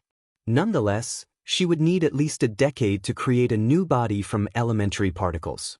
Time was her only concern right now, and there was not much of it left for her. She had no choice but to reveal her true self. Fortunately, the Monster King was indeed intimidated. None of his men dared to take any moves. Then, Gu Shijio took a look at the prostrate figure on the ground and asked, "How do you plan to deal with your sister?" The Monster King stammered, "About that," panicked, cold sweats started breaking out on his forehead. He was a loving brother who doted on his sister. Never had he thought that his beloved sister would become involved in such a terrible mistake. In recent years, many girls had lost their virginity and eventually their lives to an unknown murderous creature. Some of these victims were the common people of the Monster Kingdom. Some were even the daughters belonging to noble families. 2 cabinet ministers had also lost their beloved daughters to the murderer. Hence, the death toll had caused great alarm to the people. The Monster King had sent out many of his men to investigate the matter, but the case remained unsolved. Chapter 2792. Even I have become your tool. Royal notices were posted and placed all over the kingdom in hopes that someone would take the initiative to solve the case. 3 days later, a man came volunteering. He was Feng Jiai. Feng Jiai went to see the Monster King in secret, so the princess knew nothing about this man. He promised that he would solve the case in 7 days, but he only took 5 days to find the murderer. He intended to expose her in the glare of the public eye. Luckily, the Monster King only brought his servants with him. The victims' families were not notified about the incident yet, so he wanted to silence the witnesses by killing them off. Little did he know that one of the witnesses was actually the creator of the universe. Fake. She is a fake. The princess suddenly called out loud. Qing Bai almost killed her just now. Without Feng Jiai, she would already be dead. How could the creator of the universe be so easily defeated by a venomous python? She is an imposter. She is surely a fake. The Monster Kingdom was not ready to give up their princess. Hence, she needed to convince everyone that Gu Shijio was an imposter. As expected, the Monster King lowered his head and asked his sister quietly, "Are you sure?" "Absolutely." The Monster King gave Gu Shijio a murderous look. There is a death penalty to anyone who impersonates the creator of the universe. As the Monster King was not quite sure that she was really an imposter, he tried to be polite first. He wanted to challenge her to a duel so that he could tell if she was really as powerful as he had heard. Suddenly, he heard a collection of footsteps closing in. Where is the murderer? Damn it. We finally have the murderer. I am going to tear the murderer into pieces. They were chants for the death of the murderer. These were the people of the Monster Kingdom, and also the families of the victims. The cabinet ministers were also there among the crowd. They caught Gu Shijio standing at the side and were dumbstruck. The 2 cabinet ministers' eyes opened wide in shock. The divine creator of the universe is here. I hereby bow before you, divine lord. They instantly fell to their knees. Divine Lord, I did not know that you are here. Divine Lord, my daughter died a tragic death. Please help us. Rest assured that the murderer is caught since we have the Divine Lord here with us. That is right. Mr. Feng once told us that the melody was a signal. When the melody was played, it also meant that the murderer was arrested. So, where is the murderer? The crowd effervesced with frustration. With a smile, Feng Jui looked at the Monster King and said, My king, the venomous python was misused by your sister to harm the innocent. You have seen it all. The devil venomous python is also prohibited in all of the 6 worlds. The owner has to be sentenced to death. Will you give the people a proper explanation of the situation? The Monster King felt all hope was lost. When the truth was exposed in the public eye, there was no way he could help his sister. He took a look at Gu Shijio, who was standing in the distance, surrounded by a layer of divine aura. An imposter could have easily faked her looks, but the divine aura of the creator of the universe could not have been imitated. She was indeed the almighty creator of the universe. Determined, he tossed the woman on the ground and furiously said, Yao Tingting, look what you've done. Take her down. We shall dismember her to death. Tranquility had once again returned to the wilderness when everyone left. Before the Monster King left, he invited Gu Shijio to the Monster Palace as a guest, but his invitation was turned down immediately. Gu Shijio had things to attend to. The Monster King did not push it any further and quickly left. In the end, Gu Shijio and Feng Jui were the only ones left in the wild. Gu Shijio sat on top of a stone and looked at him condescendingly. The plan was great. Even I have become your tool. Chapter 2793. Don't worry, I am not sending you away. Gu Shijio was smart enough to link everything that happened together in an instant. This man must have noticed that the princess was the culprit for a while now. Knowing that she would most likely be interested in handsome men, he needed to trigger her jealousy by doing things that were completely out of her expectation. Back in the restaurant, he purposely showed his kindness to the woman who was seen as hideous by the public. The princess had, as expected, become utterly jealous and thus initiated a series of brutal remarks and actions. Feng Jia knew very well that everything was going as he planned, so he notified the victims' families in advance. The Monster King was not the only one who had received the invitation. The princess needed to be exposed in the eyes of the public and punished in a way that she deserved. Gu Shijio studied Feng Jia for a while and was impressed by his perception and wit, even though he was only a young man. I am sorry, Feng Jia suddenly apologized. Gu Shijio cleared her throat to dissolve the awkwardness. Now that he had apologized, she should let the matter go. After all, the princess deserved it. A sudden grasp by her wrist interrupted her. Baffled, she had never encountered such disrespect in her life. She wanted to push his hand away, but he pulled her toward him instead. This is not the place to talk. Follow me. Soon, Gu Zijia's vision turned black. The man had already initiated the ground drilling technique. Gu Shijio was still perplexed. What are you doing? Don't worry. I'm not going to send you away. Feng Jia did not look back and continued drilling. Gu Shijio knew that he was not strong enough to hurt her. Stirred by curiosity, she decided to let him guide the way. After a moment, Gu Shijio noticed that something was not quite right. Usually, ground drillings would only cover a relatively short distance. One would usually use it for 100 miles at most. Under normal circumstances, one would need to head back up to catch a breath every hour. Not even a great deity's physique could handle the harsh underground conditions. However, Feng Jia was able to use the ground drilling technique for over 6 hours straight without stopping for a rest. Also, his speed was impressive. Gu Shijio assumed that they had both traveled for at least 600 miles in total. Fortunately, Gu Shijio was the creator of the universe. Even with her power being greatly depleted, ground drilling would not pose any danger to her. She was able to survive all day being underground. However, the young man was obviously not as strong as her. How did he manage to survive all day? Icy peaks and snow-capped mountains rose up from the land amid the white snow. From where they stood, they could see a glacier that had been around since forever. She looked up and was impressed by the mighty mountain that had its icy summit above the clouds. Gu Shijio did not expect to see snow as soon as they resurfaced. At the same time, cold winds blew by, swirling snowflakes in the air. She could not help but shudder in the cold. For the first time, she thought that her clothes might be a little too thin for the weather. She took a look at Feng Jia. His clothes were obviously not made for the cold, but he did not seem to be bothered. There he stood, tall and straight, seemingly unconcerned by the icy peaks and the brutal winter winds. He opened up an umbrella to shelter her from the snow. Are you feeling cold? He fixed his eyes on her pale white face as he asked her.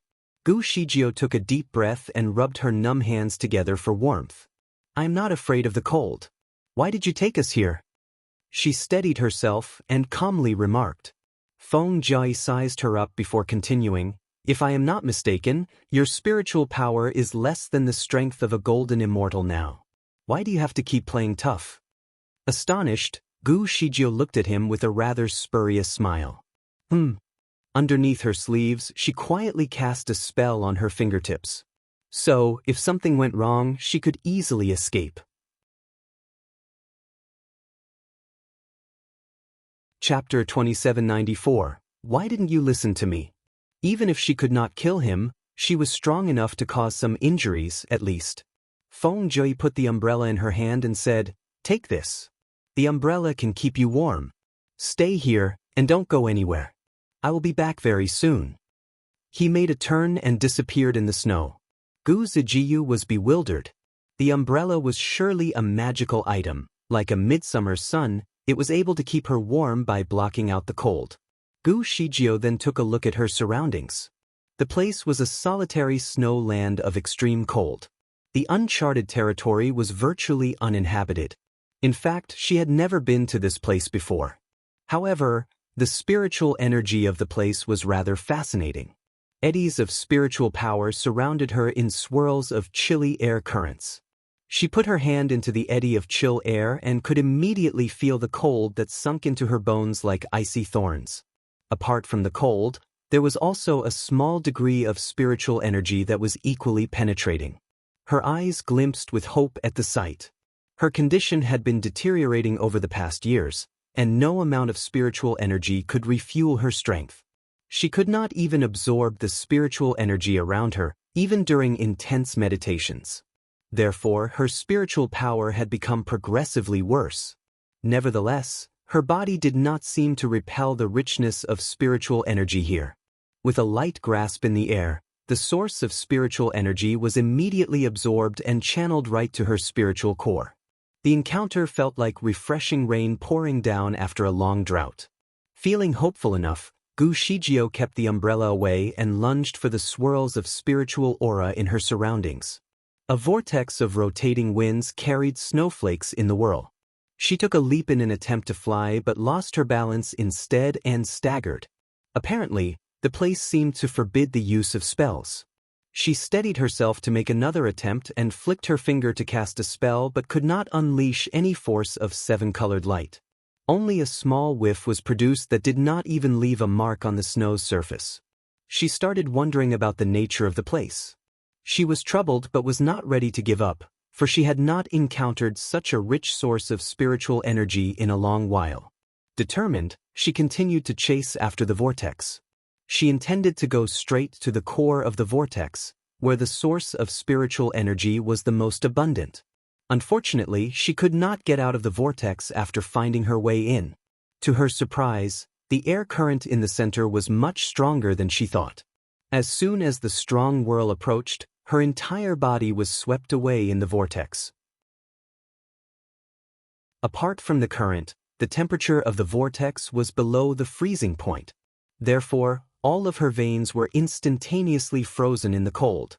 Naturally, her body became rigid and was carried away helplessly by the wind as she traveled higher and higher above ground. Nonetheless, only her body was frozen. Her mind remained fully conscious. In a panicked state, the rotating winds certainly caused a stir in her heart as well. Perhaps, it was finally the time for her to give up on the body. When the winds ceased, she would fall to her death from this height. But just when she thought all hope was lost, a long rope suddenly appeared from outside of the vortex and caught her by the waist. She continued to float in the wind before the rope was pulled. After a brief moment, she managed to break free from the everlasting circular motion and found herself suspended in the air about 20 feet above the ground. In an instant, her body started falling towards a person on the ground. Regrettably, her body was frozen, so she did not have any control over it. She could not even open her mouth to ask for help. Bam! She fell into the arms of a man. The sudden impact plunged him backward. He had to take a few steps back to absorb the impact of her fall. Finally, he put her down and circled her frozen body for a while. "Didn't I tell you to stay still? Why didn't you listen to me?" He sounded troubled. Chapter 2795. Is this your actual appearance? Gu Shijio remained quiet. She was stunned by the fact that someone was actually treating her like a child who had just misbehaved. Feng Jia circled Gu Shijio 2 times to study her condition. He cast a few different spells to defrost her icy body, but they were ineffective. Even the magic umbrella had no effect on her this time. Troubled, he heaved a long sigh. I have not thought that saving the creator of the universe could be so troublesome. It looks like I am a busybody who stuck his hands in the wrong place. The remark rendered Gu Shijio speechless. It was true that if he had not brought her here, she would not have turned into a big ice block. Having pondered the situation, Feng Jai suddenly walked away and left her alone. Gu Shijio was obviously shocked by his sudden departure. She watched as he disappeared into the distance. Finally, she could no longer keep calm and became distressed by her current predicament. Was he really planning to leave her alone here as an ice statue? What a bastard, she thought. The vast snowland was apparently an unfrequented wilderness. Hardly anyone would set forth into this icy territory.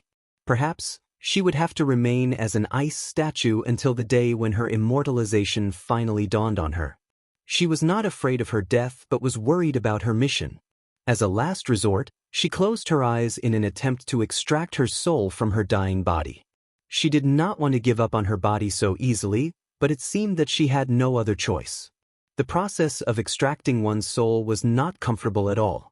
It would be even more difficult under her current frozen circumstance. While she was halfway through the extraction, a sudden glimpse of purple flashed before her eyes. Gu Shijio stopped what she was doing to have a proper look at the man who was approaching her. The man was dressed entirely in purple, and his silky hair was almost waist-length, fastened by a headband that was decorated with a crimson gem in the shape of a fox's eye. The beauty that he possessed was ethereal. His physical outlook did not matter to her. Nonetheless, she could not help but find the man a little familiar. Who is the man? She wondered. He stopped right in front of her. Being much taller, he fixed his eyes on her from above, thus exuding a sense of authority. He had a rather odd expression on his face, suggesting that he was conflicted. He sighed before uttering, "You are the first person to see my face." Gu Shijio was shocked. Just by hearing the man's sentence, she was able to deduce his identity. The man was, surprisingly, Feng Jai. Why did he walk away earlier? Was it only to change his appearance? She continued to study him and found more surprising facts about the man. Along with his new appearance, his spiritual power had also significantly increased. His body was surrounded by a heavenly aura of auspicious light that could not be detected by the naked eye. Nonetheless, Gu Shijio could still see it. How did he manage to possess such divine qualities? She had the same aura of divinity, and so did Fan Qianshi, only weaker. Gu Shijio assumed that Fan Qianshi was a celestial baby that was created from the essence of heaven and earth simply because of the heavenly aura that he exudes. Feng Jai, whose name was unknown to her, had the same auspicious aura, only that it was even purer than the aura that Fan Qianshi possessed. Was he a celestial baby too? Gu Shijio had so many questions, but could not say a word. "Please excuse me," Feng Jai suddenly said. Gu Shijio was perplexed by his lack of explanation. He cast spells on both his hands before placing one hand on her stomach and the other on her back.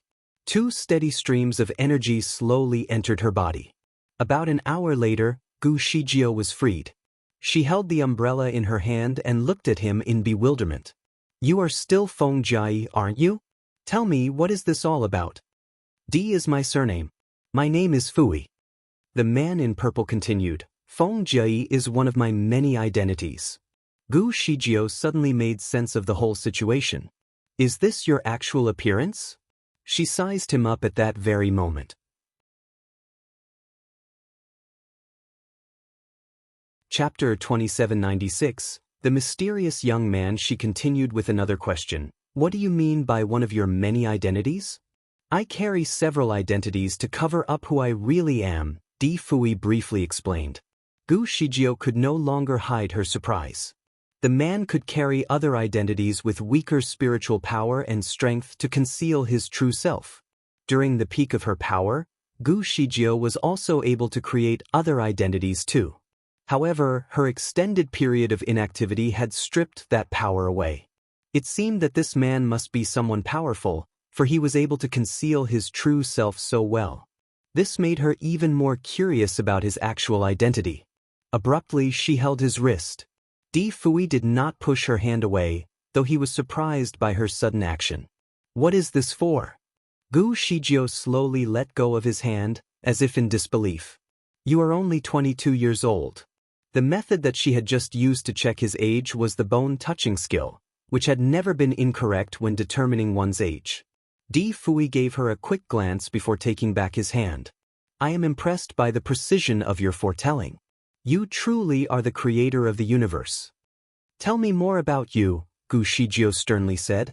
Di Fui suddenly let out a good laugh. Divine Lord, you and I have only just met. It is inappropriate for you to study my background so quickly, isn't it? He was obviously reluctant to share about his past, but Gu Shijio refused to step back. Did you come into this world without any parents? Did the essence of heaven and earth create you? She was perplexed by his lack of popularity. Usually, a child birthed by the essence of heaven and earth would be highly appraised and valued by society, which would then lead to a series of fights to take possession of the child. How did Di Fui stay anonymous for so long? Gu Shijio had never heard of his name anywhere before. Di Fui seemed offended. He didn't answer Gu Zijia's question, but instead, he threw her a bright piece of thin red cloth and said, "Put this on. It can keep you safe in the vortex of spiritual winds." He then walked away. Slightly disappointed, Gu Shijio knew that she had no way of making the man tell the truth. She decided to keep her questions aside for now. As soon as she opened up the red cloth, a brief touch was enough for her to tell the value of the scarce fabric. It was a piece of sunbeam fabric. Legends have it that the mermaids actually weaved the fabric by mixing the rays of sunlight with fresh blood of their own. The cloth produced was able to keep away wind and dust, thus providing its bearer with warmth. Gu Shijio guessed that the reason Di Fui had left earlier was to get this cloth for her. Nonetheless, other thoughts popped up in her mind. The young man seemed to know the place well. Was this where he grew up? She shook her head to dismiss the thoughts at once, for there were other agendas of higher priority right now. She put on the red cloth and felt as if it was fueled by enormous energy from the sun. All of a sudden, a swirling vortex of winds swung by, so she dived right in. With the protective red cloth, she was no longer bothered by the blowing gales of the vortex. The extreme cold became tolerable. In fact, all she could feel now was the abundance of spiritual energy in the vortex. Gu Shijio spent the next month absorbing the spiritual energy that the land had to offer. Di Fui never showed up during that time. It would seem that she was abandoned in the icy hills alone. Gu Shijio finally broke free from her stillness in the vortex and walked away in a fresh new display of vitality. Cold winds continued to roam the ridge of ice, but she could hardly feel any discomfort. In a month, her power had recovered by more than 20%. With this amount of power, the cold would not pose a threat to her. Being naturally curious, Gu Shijio wanted to find out more about the place. She had traveled to almost every corner of the land but could not find any exits. The place was like a self-sustaining environment that had no connections to the outside world. She was worried about her disciple, Fan Qianshi, and her closest servant, Wu Qianyan. She had never been away from them for this long. They must be worried about her. Gu Shijio took a walk around the snow-capped mountain to look for Di Fui, but could not see him anywhere. To her surprise, she found a stream of fog between the sky and the summit of the mountain. The violent torrents seemed to roll thunderously in that path of fog. She decided to leap into the fog to see if the torrents could lead her all the way out. As soon as she went into the torrents, she could feel her body being lifted in a dazzling swirl. When she finally landed, she was surprised to find herself standing by a hillside, which she found familiar. She soon realized that it was the outskirts of the monster kingdom.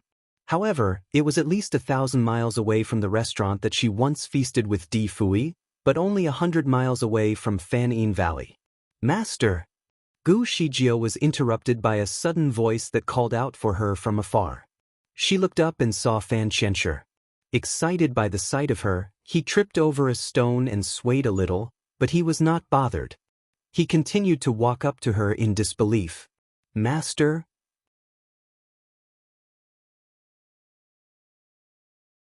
Chapter 2797. This was revenge. Gu Shijio was infuriated by how he looked. Why do you look so shabby? Fan Qianshi was no longer in clean clothes and his usual grace. Instead, he looked like a complete mess. His robes were all crumbled and even torn. Furthermore, the coarse texture of his hair was unbearable to the eye. He must have left his hair unwashed for a long time. Drawn and pale, he had obviously lost a lot of weight since she last saw him. Gu Shijio was never one who cared about beauty. Nonetheless, she was annoyed by his shabbiness. Fan Qianshi finally understood Gu Zijia's concern. Abruptly, he stopped walking toward her and gave an apologetic bow. "Master, I will be back soon." He then left. His sudden change surprised Gu Shijio, to say the least. It did not take him long to come back. Only this time, he came back as a new person. His robes were neat and tidy, which finally matched his effortless grace. "Master, you have finally come back. I have been looking for you for long enough." Fan Qianshi seemed relieved by the sight of her. His eyes lingered on her suggestively as he took a step closer to her. Needless to say, he was too fearful to do anything inappropriate. "Master, where have you been? People from all 6 worlds have been looking for you. I was worried that something bad happened, so I kept looking everywhere for you." "Have they been looking for me?" Gu Shijio was confused. She was not surprised by her disciple's effort to locate her, as she had never been away from him for so long. However, her lack of involvement in the 6 worlds had never caused any problems before. She hardly even showed herself in front of the common people throughout the course of her life. Hence, her month-long disappearance should not be a big deal at all to them. "Monster, the Monster King visited almost a month ago, stating that he needed to apologize to you personally. I was away, pondering over my mistake in isolation, so Qian Yan was the one who stopped him. She told him that you were away and asked him to come back some other time, but he said there was something urgent that he needed to talk to you about. Qian Yan did not know what to do, so she came to see me. I was concerned, too, that it could be a matter of urgency, so I tried to contact you, but failed." Leaving him no choice, he then left. However, he did not give up. He came back the next day, along with the Emperor Immortal, and stormed their way in. Qian Yan and I watched helplessly as they turned Fanning Valley inside out. They could not find you anywhere, so they accused us of having an ulterior motive behind your disappearance, saying that we must have harmed the creator of the universe. Qian Yan was held hostage while I was told to locate you in a month. If I failed, they would put Qian Yan to death by dismembering her body as a warning. The news came as a shock to all 6 worlds, so everyone started looking for you. Gu Shijio clenched her fist in frustration. This was revenge. It was revenge for bringing death upon the Monster King's beloved sister. The Monster King was suspicious of her power and wanted to test her strength, but was interrupted by the people who Di Fui had invited over. After the Monster King left, Di Fui also took Gu Shijio away in a hasty departure. The Monster King must have returned to the same place to look for her, but could not find her anywhere in the Monster Kingdom. Unable to accept his defeat, he decided to make his way to Fanning Valley to find out the truth. In Gu Zijia's absence, he dared to take her servant away as a hostage. Where did they keep Qian Yan? Have you heard any news from the Monster Kingdom? With a pause, Fan Qianshi finally uttered, "I have been busy trying to locate you." In other words, he had never tried to find out more about Wu Qianyan's whereabouts. Perhaps he did not care much about her life. Wu Qianyan was his childhood friend, someone whom he grew up with. Wu Qianyan had never disobeyed his words. She had implicit faith in him. Many times, she had risked her life just to keep him safe, but the connection did not necessarily imply a deep friendship. Now that Wu Qianyan was suffering in agony, Fan Qianshi did not seem to be bothered at all. Gu Shijio gave Fan Qianshi a judgmental look. The boy was a little cold-blooded. However, if he ever became the creator of the universe, it would be good for him to have no personal entanglements so that he could be clear and unbiased in his executions. Perhaps his lack of emotions was a bonus. Either way, Gu Shijio shook her head to dismiss the problem as it was not her first priority at the moment. She did some calculations and realized that there were 2 days left until the deadline given by the Monster King. Hence, she sent Fan Qianshi away to the Monster Kingdom to collect as much information as he could about Wu Qianyan's whereabouts. Fan Qianshi could no longer keep his eyes open as he swayed and tumbled forward into Gu Zijia's arms. Gu Shijio quickly held him up and asked, "What is wrong?" Fan Qianshi had to lean on Gu Shijio to keep his balance. His entire forehead was drenched in cold sweats. "I am too tired." Troubled, Gu Shijio quickly read his pulse and was surprised by his lack of vitality, which was attributable to overwork and his lack of proper rest. "When did you last sleep?" Gu Shijio asked. "I have not had any rest since the day of your disappearance, but don't worry, I am still holding on. I will now go and find out more about Chen Yan," he reassured. He tried to steady himself, but his stubbornness only worsened his condition. He could not even keep his body straight. At this point, he was already sweating uncontrollably. Gu Shijio could not bear to see him in such a condition. Fan Qianshi turned to look at her. His eyes glimpsed with delight. "Is there anything else that you need, master?" Gu Shijio did not look at him but raised her hand and tossed him a bottle of pills. "Take 2 pills to help revitalize your body. All right, now go." Fan Qianshi took a look at the bottle in his hand and became slightly disappointed. "Yes, master." He then left. Gu Shijio watched as Fan Qianshi slowly disappeared and gave an expression of disapproval. She knew what Fan Qianshi was thinking. He was clearly hoping that he could stay by her side. He was actually very reluctant to go. However, the more he wanted to stay, the more she had to make him go. Gu Shijio did not stay for long before returning to Fanyin Valley. The place had been completely ransacked. Many things were lost, including the herbs and magical items that remained unknown even to her closest disciple. Luckily, she had kept away some of the most important herbs and magical items in her personal storage bag. Otherwise, the theft would have totally cleared her out. She took a look at the signs on her palm and let out an expression of contempt. With the recovery of her spiritual power, perhaps she could finally teach the Monster King a lesson. The most interesting news that had been circulating in the Monster Kingdom was about Wu Qianyan, the female servant of the creator deity, who was accused of murdering her master and would be punished by dismemberment on a full moon night. The monster princess was supposed to be punished first, but according to the law of the Monster Kingdom, only one criminal could be punished by dismemberment in a month. Since they agreed to punish Wu Qianyan first, the death penalty of the monster princess, Yaotingting, was postponed until a month later. Gu Shijio heard about the news when she first arrived in the capital of the Monster Kingdom, Lanyue City. She had her face disguised before meeting up with Fan Qianshi, who had arrived a day before. Together, they entered a restaurant. The restaurant was a place where gossips were widespread. She heard about the news from the people around her while she was eating. Chapter 2798. What if I died? The Monster King had arranged everything well.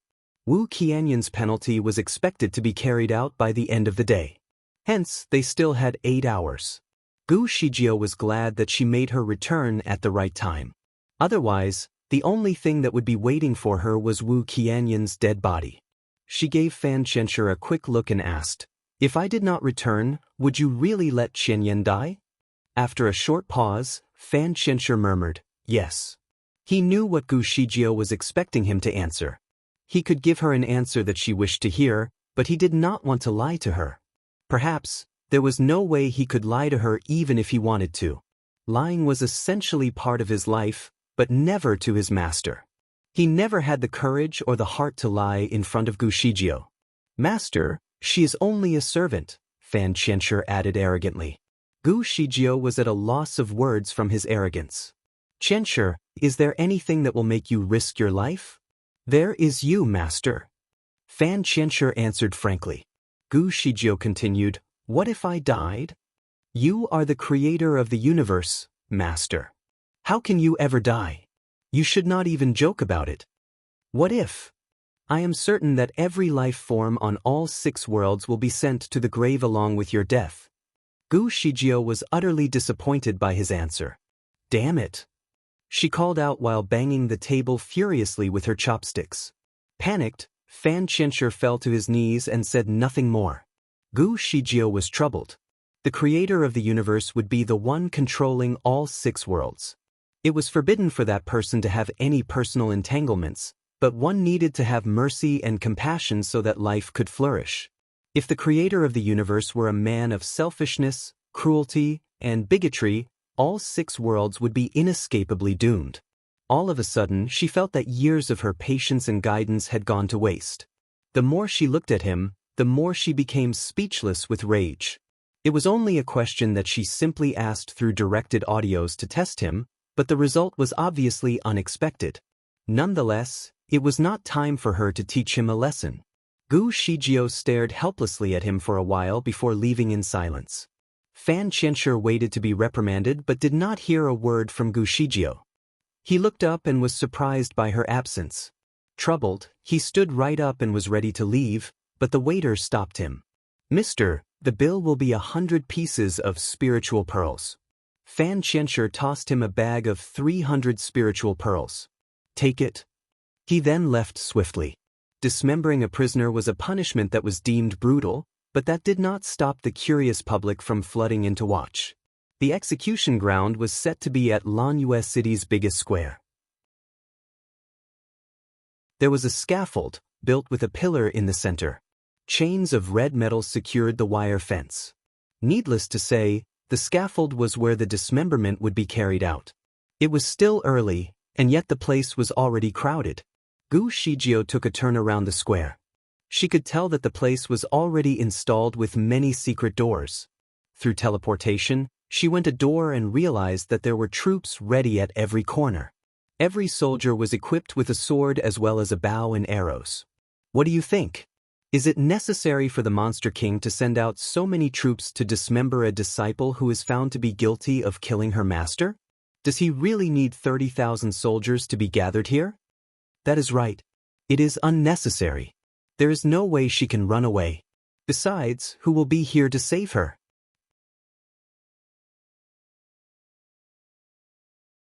Chapter 2799. It was indeed a well-thought plan. It is hard to tell. I heard that the creator of the universe also took a boy as her disciple. His power should not be underestimated. He grew up with Wu Qianyan, so he could be here to raid the execution ground and rescue the condemned. It is possible, but he has only been with the creator of the universe for 5 years. How strong can he possibly be? If he shows up alone, even our general can take care of him single-handedly. We might not even be able to help. Like what the king told us, no matter who shows up at the execution ground today to save Wu Qianyan, they should be found equally guilty, which is punishable by death. Our swords are equipped with the strongest kind poison, killing the person even with the slightest scratch. All of us only have to be careful not to injure our own men. Also, the king warned us that Fan Qianshi is exceptionally cunning. He could show up today as an impersonation of the creator of the universe to fool us all. The king told us to have no concerns when we fight, as the impostor cannot intimidate us with his fake power. The scandal set tongues wagging, so Gu Shijio was able to collect a lot of information from the heated discussion. Smilingly, she listened to their conversations in total contempt. Obviously, the person that the Monster King truly wanted to defeat was Gu Shijio, the one and only creator of the universe. Wu Qianyan was only taken as bait. The Monster King must have thought that it was a good chance for him to finish her off, now that her kung fu was not as strong as before. It was all but a trap, waiting for her to fall right into it. If she rushed her way to the execution ground to save Wu Qianyan, the Monster King would brand her as an imposter. Perhaps he would even push her into a fight. If defeated, the Monster King would take the victory to build his own reputation, which would further reinforce his status as their leader. If she won the fight, the Monster King could easily get away by making up an excuse. He could say that the fight was necessary to make sure that she was the genuine creator of the universe. Surely, if she refused to show up, Wu Qianyan would be brought to death by dismemberment. Even the reason for her death was so legitimately made to fool the public. The Monster King could exercise many options, regardless of the situation. It was indeed a well-thought plan. Gu Shijio took a look at the poison on the swords and could not help but jeer at these armed men.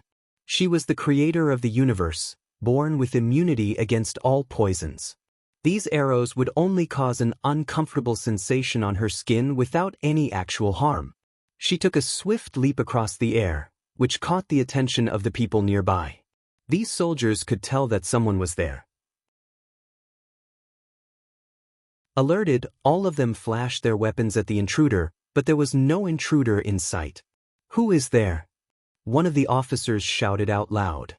The only answer that they could hear was the sound of the wind whistling through the door, sending cold chills down their spine. Aghast, they looked at one another helplessly. "Did you see anyone?" the officer asked his men. All of the armed men shook their heads. Could it be? Could it be the creator of the universe? She must be mad at us for taking away her servant. It cannot be. If she is here, the one that she should be looking for is the king. Why would she come here to scare us? "Officer, should we report this to the king?" After giving it much thought, the officer decided that it was a bad idea. No need, perhaps it was only a mistake. If it is found to be a false report, death will await us. The Monster King was a ruthless man. The officer should not take the report to the king without a clear description of the intruder's appearance and capabilities. That would only result in punishment for the officer.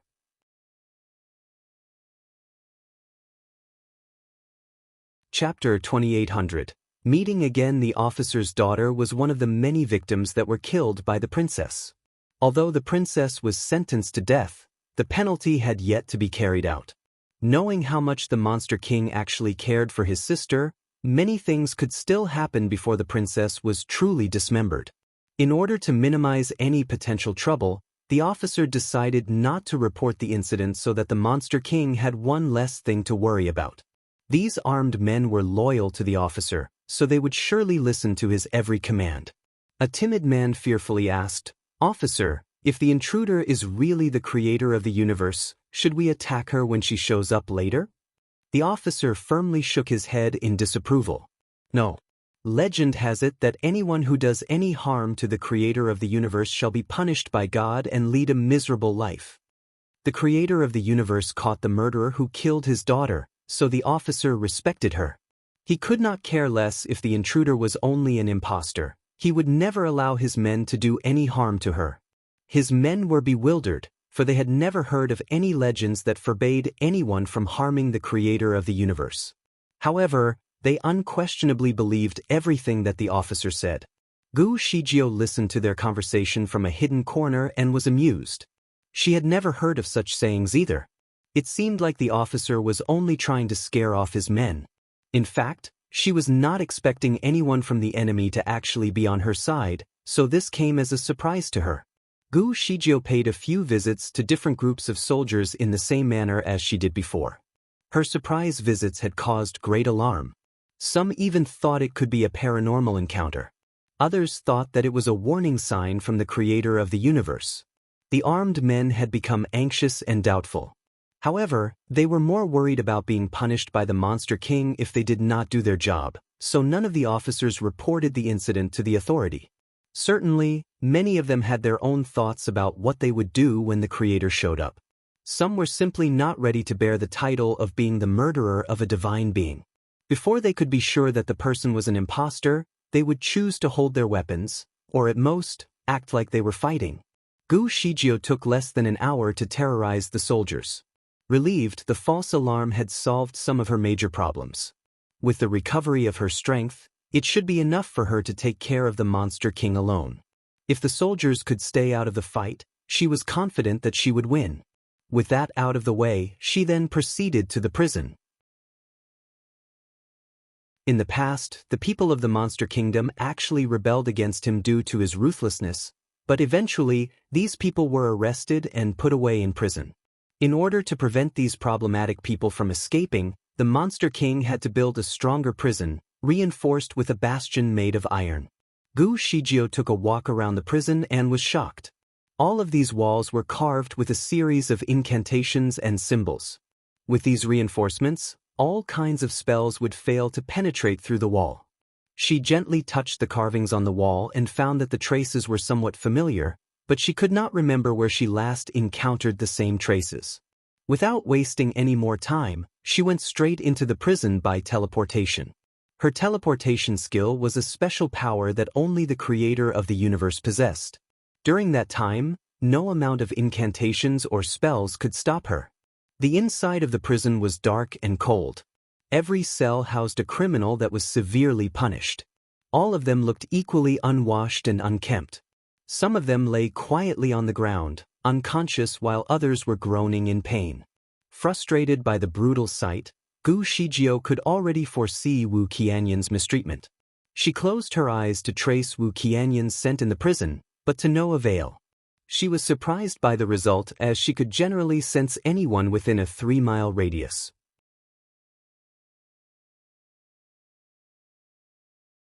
Chapter 2801. Meeting Again 2.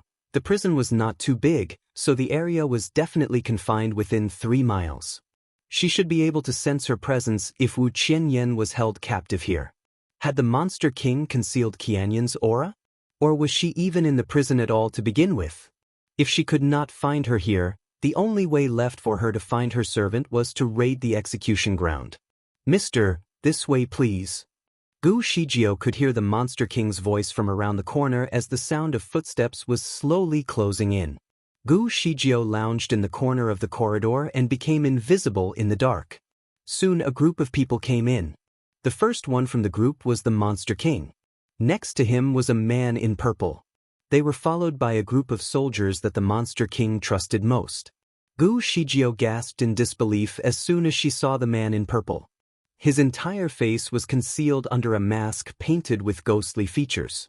She could only see his big, watery eyes shining brightly in the dark. Could the man be Di Fui? His physique certainly resembled Di Fui's. Why was he here? Hadn't his relationship with the Monster King fallen through? Nonetheless, it was possible that the man was not Di Fui. Maybe they happened to share similar features. She stood in the dark, contemplating the situation. Abruptly, the man in purple threw her a quick glance, followed by a frown. Panicked, Gu Shijio could not help but think if he had seen her. No one had ever seen through her invisibility skill, so it was rather unlikely that the people in front of her could see her. It was only a quick glance before the man in purple looked away and continued walking next to the Monster King as if nothing had happened.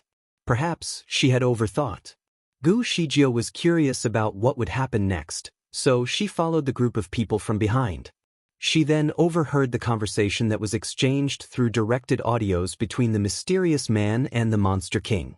The brutal content of their conversation sent chills down her spine. The Monster King asked, "Mister, can the princess really use Wu Qianyan's lungs?" The man in purple answered, "Well, you can choose to doubt me. I trust you, mister. Without your miraculous skills that work wonders, my sister would be long dead. I was only asking because I was curious. I have not heard that replacing organs is actually possible. Have you not heard about the case where an entire head was replaced?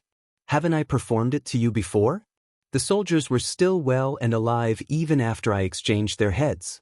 If I can deal with a head replacement, replacing a pair of lungs would be considered child's play." The Monster King heaved a sigh of relief and replied, "I know very well that you have magic hands that restore health. I trust you and your skills. After replacing my sister's injured lungs, I shall need your help to swap the heads of my sister and the servant. Only then can my sister escape death."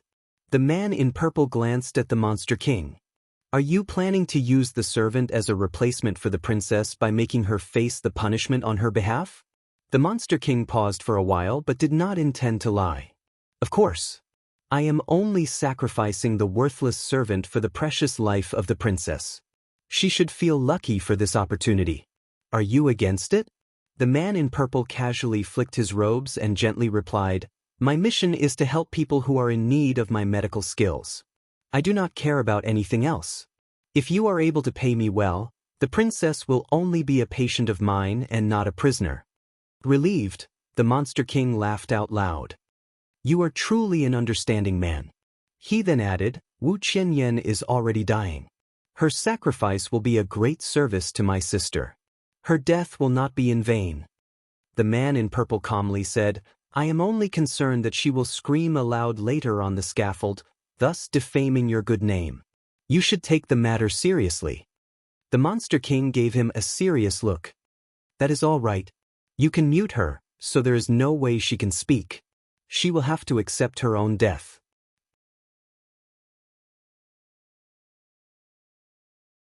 Chapter 2802, Meeting Again 3. The man in purple answered nonchalantly, I only save lives. You should take care of it yourself. All right, I shall personally give her a lesson to shut her up. It is all up to you. I only ask for complete silence before I start operating on her lungs. I cannot risk killing her in prison due to a distraction. Once she is dead, she will not be able to be punished in the public eye. Don't worry. You can go in and do whatever you please. I will wait outside and be sure that nothing distracts you. Their conversation was carried out secretly through directed audios, so none of his men could hear anything. However, none of their secrets managed to escape Gu Zijia's ears. The Monster King was indeed a bastard. Not only had he plotted against the creator of the universe, but he had also tortured Wu Qianyan and intended to use her body to save his sister's life. Gu Shijio was glad that she made it into the prison in advance. Otherwise, she might not be able to save Wu Qianyan. She gave a stern look of disapproval to the man in purple. The cold-blooded man who cared only about money was nothing like Di Fui. Perhaps it was only his appearance that reminded her of Di Fui. Gu Shijio was overwhelmed by a sudden urge to take the mask away so that she could reveal the man's true identity. At that moment, the mysterious man in purple gave her another look with squinted eyes. Gu Shijio found her heart thumping in anxiety. The man still reminded her of Di Fui. Soon, the group of people stopped by a cell, and the Monster King unlocked the door for everyone to go in. Gu Shijio finally saw her servant. Wu Qianyan was obviously injured. Her face looked pale and lacking vitality. Blood stains were all over her body. As soon as she heard the door, she opened her eyes and flew immediately into a rage. What a foolish and self-indulgent ruler. You will never get any information about my master from me. What else do you want to do to me? Just do it. My master will get revenge for me on all of you.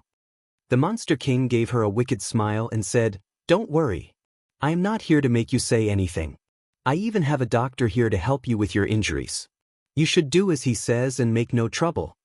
Wu Qianyan stared at him doubtfully and refused to believe anything that he said. Nonetheless, the Monster King was reluctant to say anything more. He turned to the man in purple and said, Mister, I shall hand over everything here to you. He then left swiftly with his men. The prison was sealed again, leaving the man in purple inside with Wu Qianyan and Gu Shijio, who was still invisible. After the Monster King was gone, the man in purple gave his shoulder a few quick taps, as if sweeping off the dust that the Monster King's hand left behind. Gu Shijio observed the neatness of his robes and the meticulous details of his appearance. The man in purple and Di Fui looked very much alike, and both seemed to have an obsessive compulsion for hygiene and neatness. Who are you? What do you want from me? Wu Qianyan treated him with defensive hostility. I am here to save your life, the man in purple briefly replied. Wu Qianyan answered in disbelief. How? Suddenly, she thought of Fan Qianshi, and her eyes immediately glistened with hope. Did Qianshi, the young master, send you here? I know he has many friends from across the world. He must have sent you here for me. The man in purple was unimpressed. Sorry to disappoint you. He then put a seal on one of Wu Qianyan's acupuncture points, so she could no longer talk. When all was done, he took a look at Gu Shijio in the corner. Divine Lord, how long do you plan to stay invisible? Astonished, Wu Qianyan certainly did not expect Gu Zijia's presence in the prison cell. She followed the direction of his eyes and looked at the corner of the prison cell. Perplexed, she could not see Gu Shijio anywhere. Soon, Gu Shijio made her entrance. Slowly, her figure came into sight.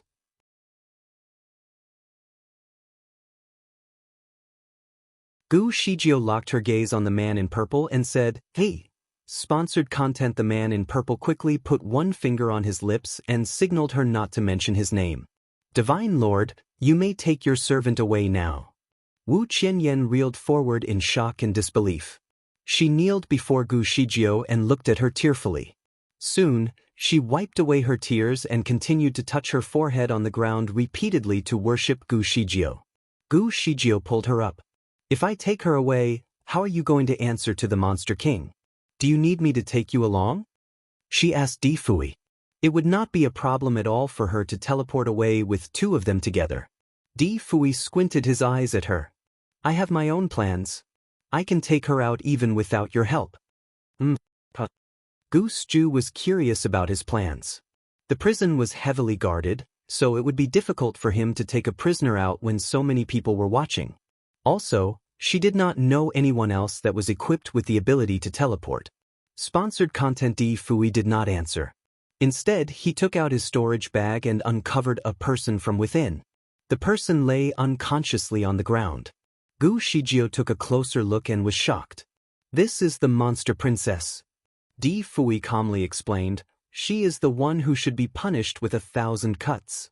In an instant, he was already performing a spell on the monster princess to alter her looks. She now shared the same appearance as Wu Qianyan. It was so skillfully imitated that she was indistinguishable from the original, even her injuries looked the same. Gu Shijio finally had a grasp of his so-called plan. He was substituting one person for another.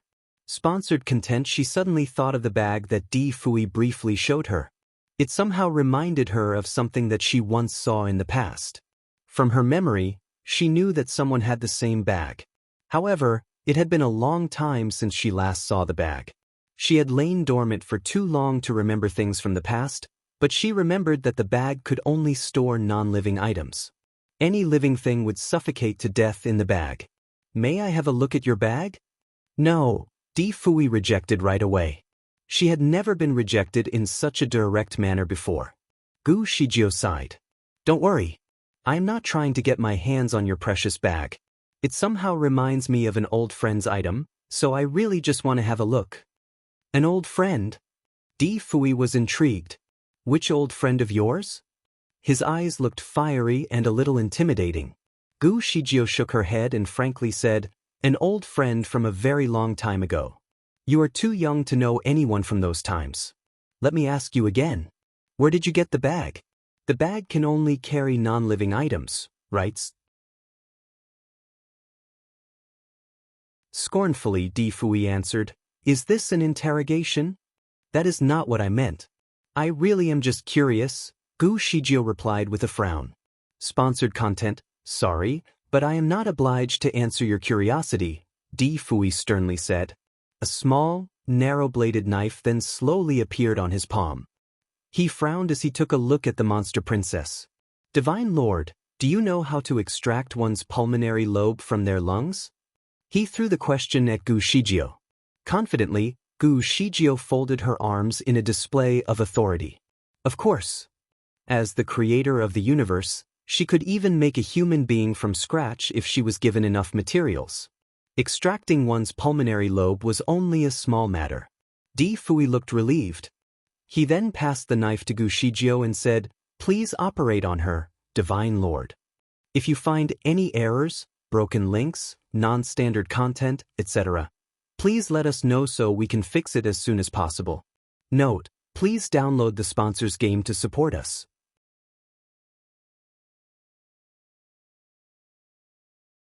Gu Shijio refused the invitation. I am not obliged to do that for you. She intended to give Di Fui a taste of his own medicine. Sponsored content, Divine Lord, I am actually here to help you, Di Fui said while looking at her intently. You should finish what you have started then. The monster princess is quite pretty. You should be glad that you have a glimpse of her body, Gu Shijio teased. She then grasped Wu Qianyan by her wrist and was ready to leave. If I told you the secret of my bag, would you care to stay and help me? Di Fui quickly added. Gu Shijio stopped abruptly. Tell me first, and then I will decide, she answered without looking back at him. As offered, Di Fui was ready to tell her what she wanted to know. The bag has always been around. I do not remember who it belonged to in the first place. You were right. The bag can only contain non-living items, but there is an exception. Without any breath and consciousness, the being can be contained in the bag for a while. Sponsored content. His explanation was thorough but not entirely convincing. As far as I am concerned, a living thing can still breathe even without consciousness. Gu Shijio turned around and said to Di Fui. Di Fui revealed a pill to her. With this, one can mimic death for 2 hours. Gu Shijio finally understood the situation. You said that even without my help, you can still take Chen Yan out of here. Were you going to feed her the pill so that she could mimic death and fit into your bag? She finally made sense of the whole situation now. Divine Lord, you are absolutely right. Please operate on her now. Sponsored content. Gu Shijio took the knife and played with it around her fingers. I do not need it, she said while flicking the knife away from her hand. She did not even bother to strip off the princess' robes. She laid her hand flat on the princess' chest, and her palms slowly turned invisible as she marked a slash across her skin, thus cutting the princess' chest wide open. Oddly enough, the way she cut the skin open with her bare hand caused no bleeding at all. She then pinched her fingers together inside of the wound and squeezed out a piece of the pulmonary lobe. Swiftly, she put her palms together, and the flesh came together and healed instantly. Keep the scar, Di Fui added. Gu Shijio gave the wound a few flicks, and soon, the scar remained on the princess' chest. The whole operation was smooth and brief. Everything was done in less than 15 minutes. Clear blown away, Wu Chenyan looked at her in silent wonder. In awe, Di Fui gazed at Gu Shijio with the same amount of respect and admiration. You truly are the creator of the universe. She flicked her fingers as if trying to clean them. There was not a single drop of blood on her delicate hands. She then pulled Wu Chenyan over and said, You have saved my servant's life this time, so I shall no longer be bothered by the way you previously made me as a tool to your plans. We are even now. She left swiftly with her teleportation ability. Di Fui was speechless. He knew clearly that this would not be the last time they met. Nonetheless, he set the matter aside and fed the monster princess with a pill. Soon she regained consciousness. She realized that she was still in the prison cell. Panicked, she looked around and saw a manly figure's back. She tried to sit up, but pain swept through her entire body every time she moved. Sponsored content, she took a deep breath and said in anger, Who are you? Why are you standing there like an idiot? How dare you not bow before me? Her voice was unexpectedly weak, for she did not have the strength to express her frustration aloud. If you find any errors, broken links, non-standard content, etc., please let us know so we can fix it as soon as possible. Note, please download the sponsor's game to support us.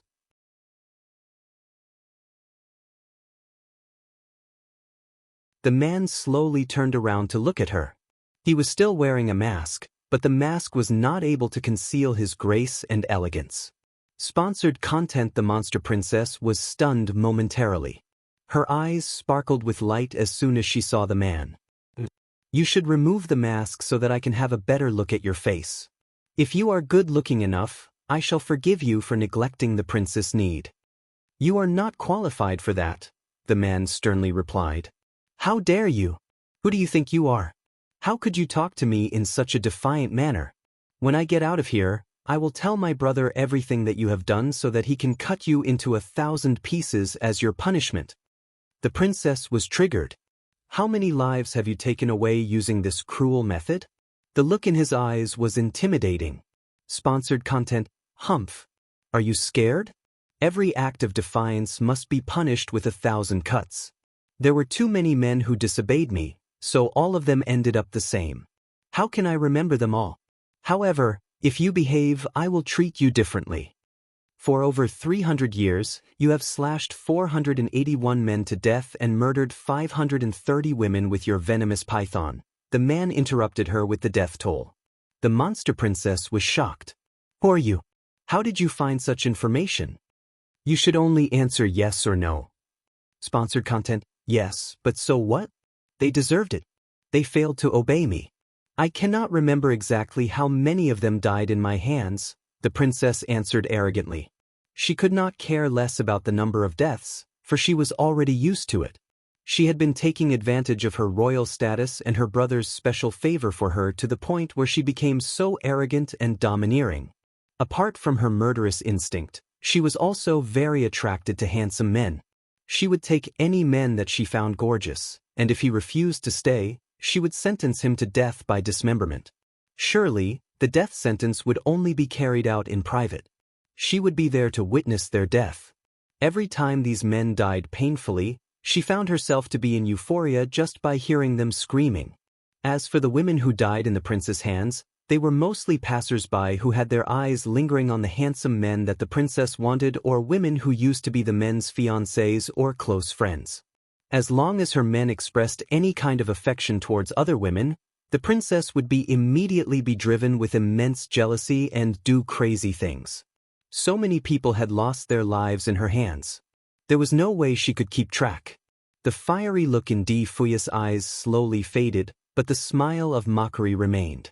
It is best if you admit it yourself. What is there that I cannot admit? Humph. No matter how many people I kill, my brother will always have my back. I shall never be treated any lesser in his eyes or be punished in any way. Without the creator of the universe, I would not be so badly injured. When I have fully recovered, I shall kill the creator of the universe and slash the bitch piece by piece. She made a nasty remark that was embellished in gore and violence. Sponsored content. Finally, she looked around the cell and was perplexed. She asked, "Why am I here in this hideous place? Didn't my brother arrange a room for me in the Jinshio Palace? By the way, where is my brother? He told me that a scapegoat is waiting for me. Why am I here, all of a sudden?" "I am the one who brought you here," Di Fui calmly explained. "Don't worry. You will get to see your brother shortly." He pointed at one of her acupuncture points and then muted her speech, right before her brother walked into the cell. "Mister, is everything done?" Di Fui showed him a small bag that contained the pulmonary lobe. "I am glad that I have not disappointed you. If you find any errors, broken links, non-standard content, etc., please let us know so we can fix it as soon as possible. Note, please download the sponsors game to support us. You're tuning in to the Passion Pages YouTube channel. We're so grateful for your support, and don't forget to subscribe to join us on this incredible journey through captivating stories. Your generosity through donations truly makes a world of difference, as it's the primary source of revenue that allows me to expand and enhance this channel for you. Thank you from the bottom of my heart for being a part of this adventure.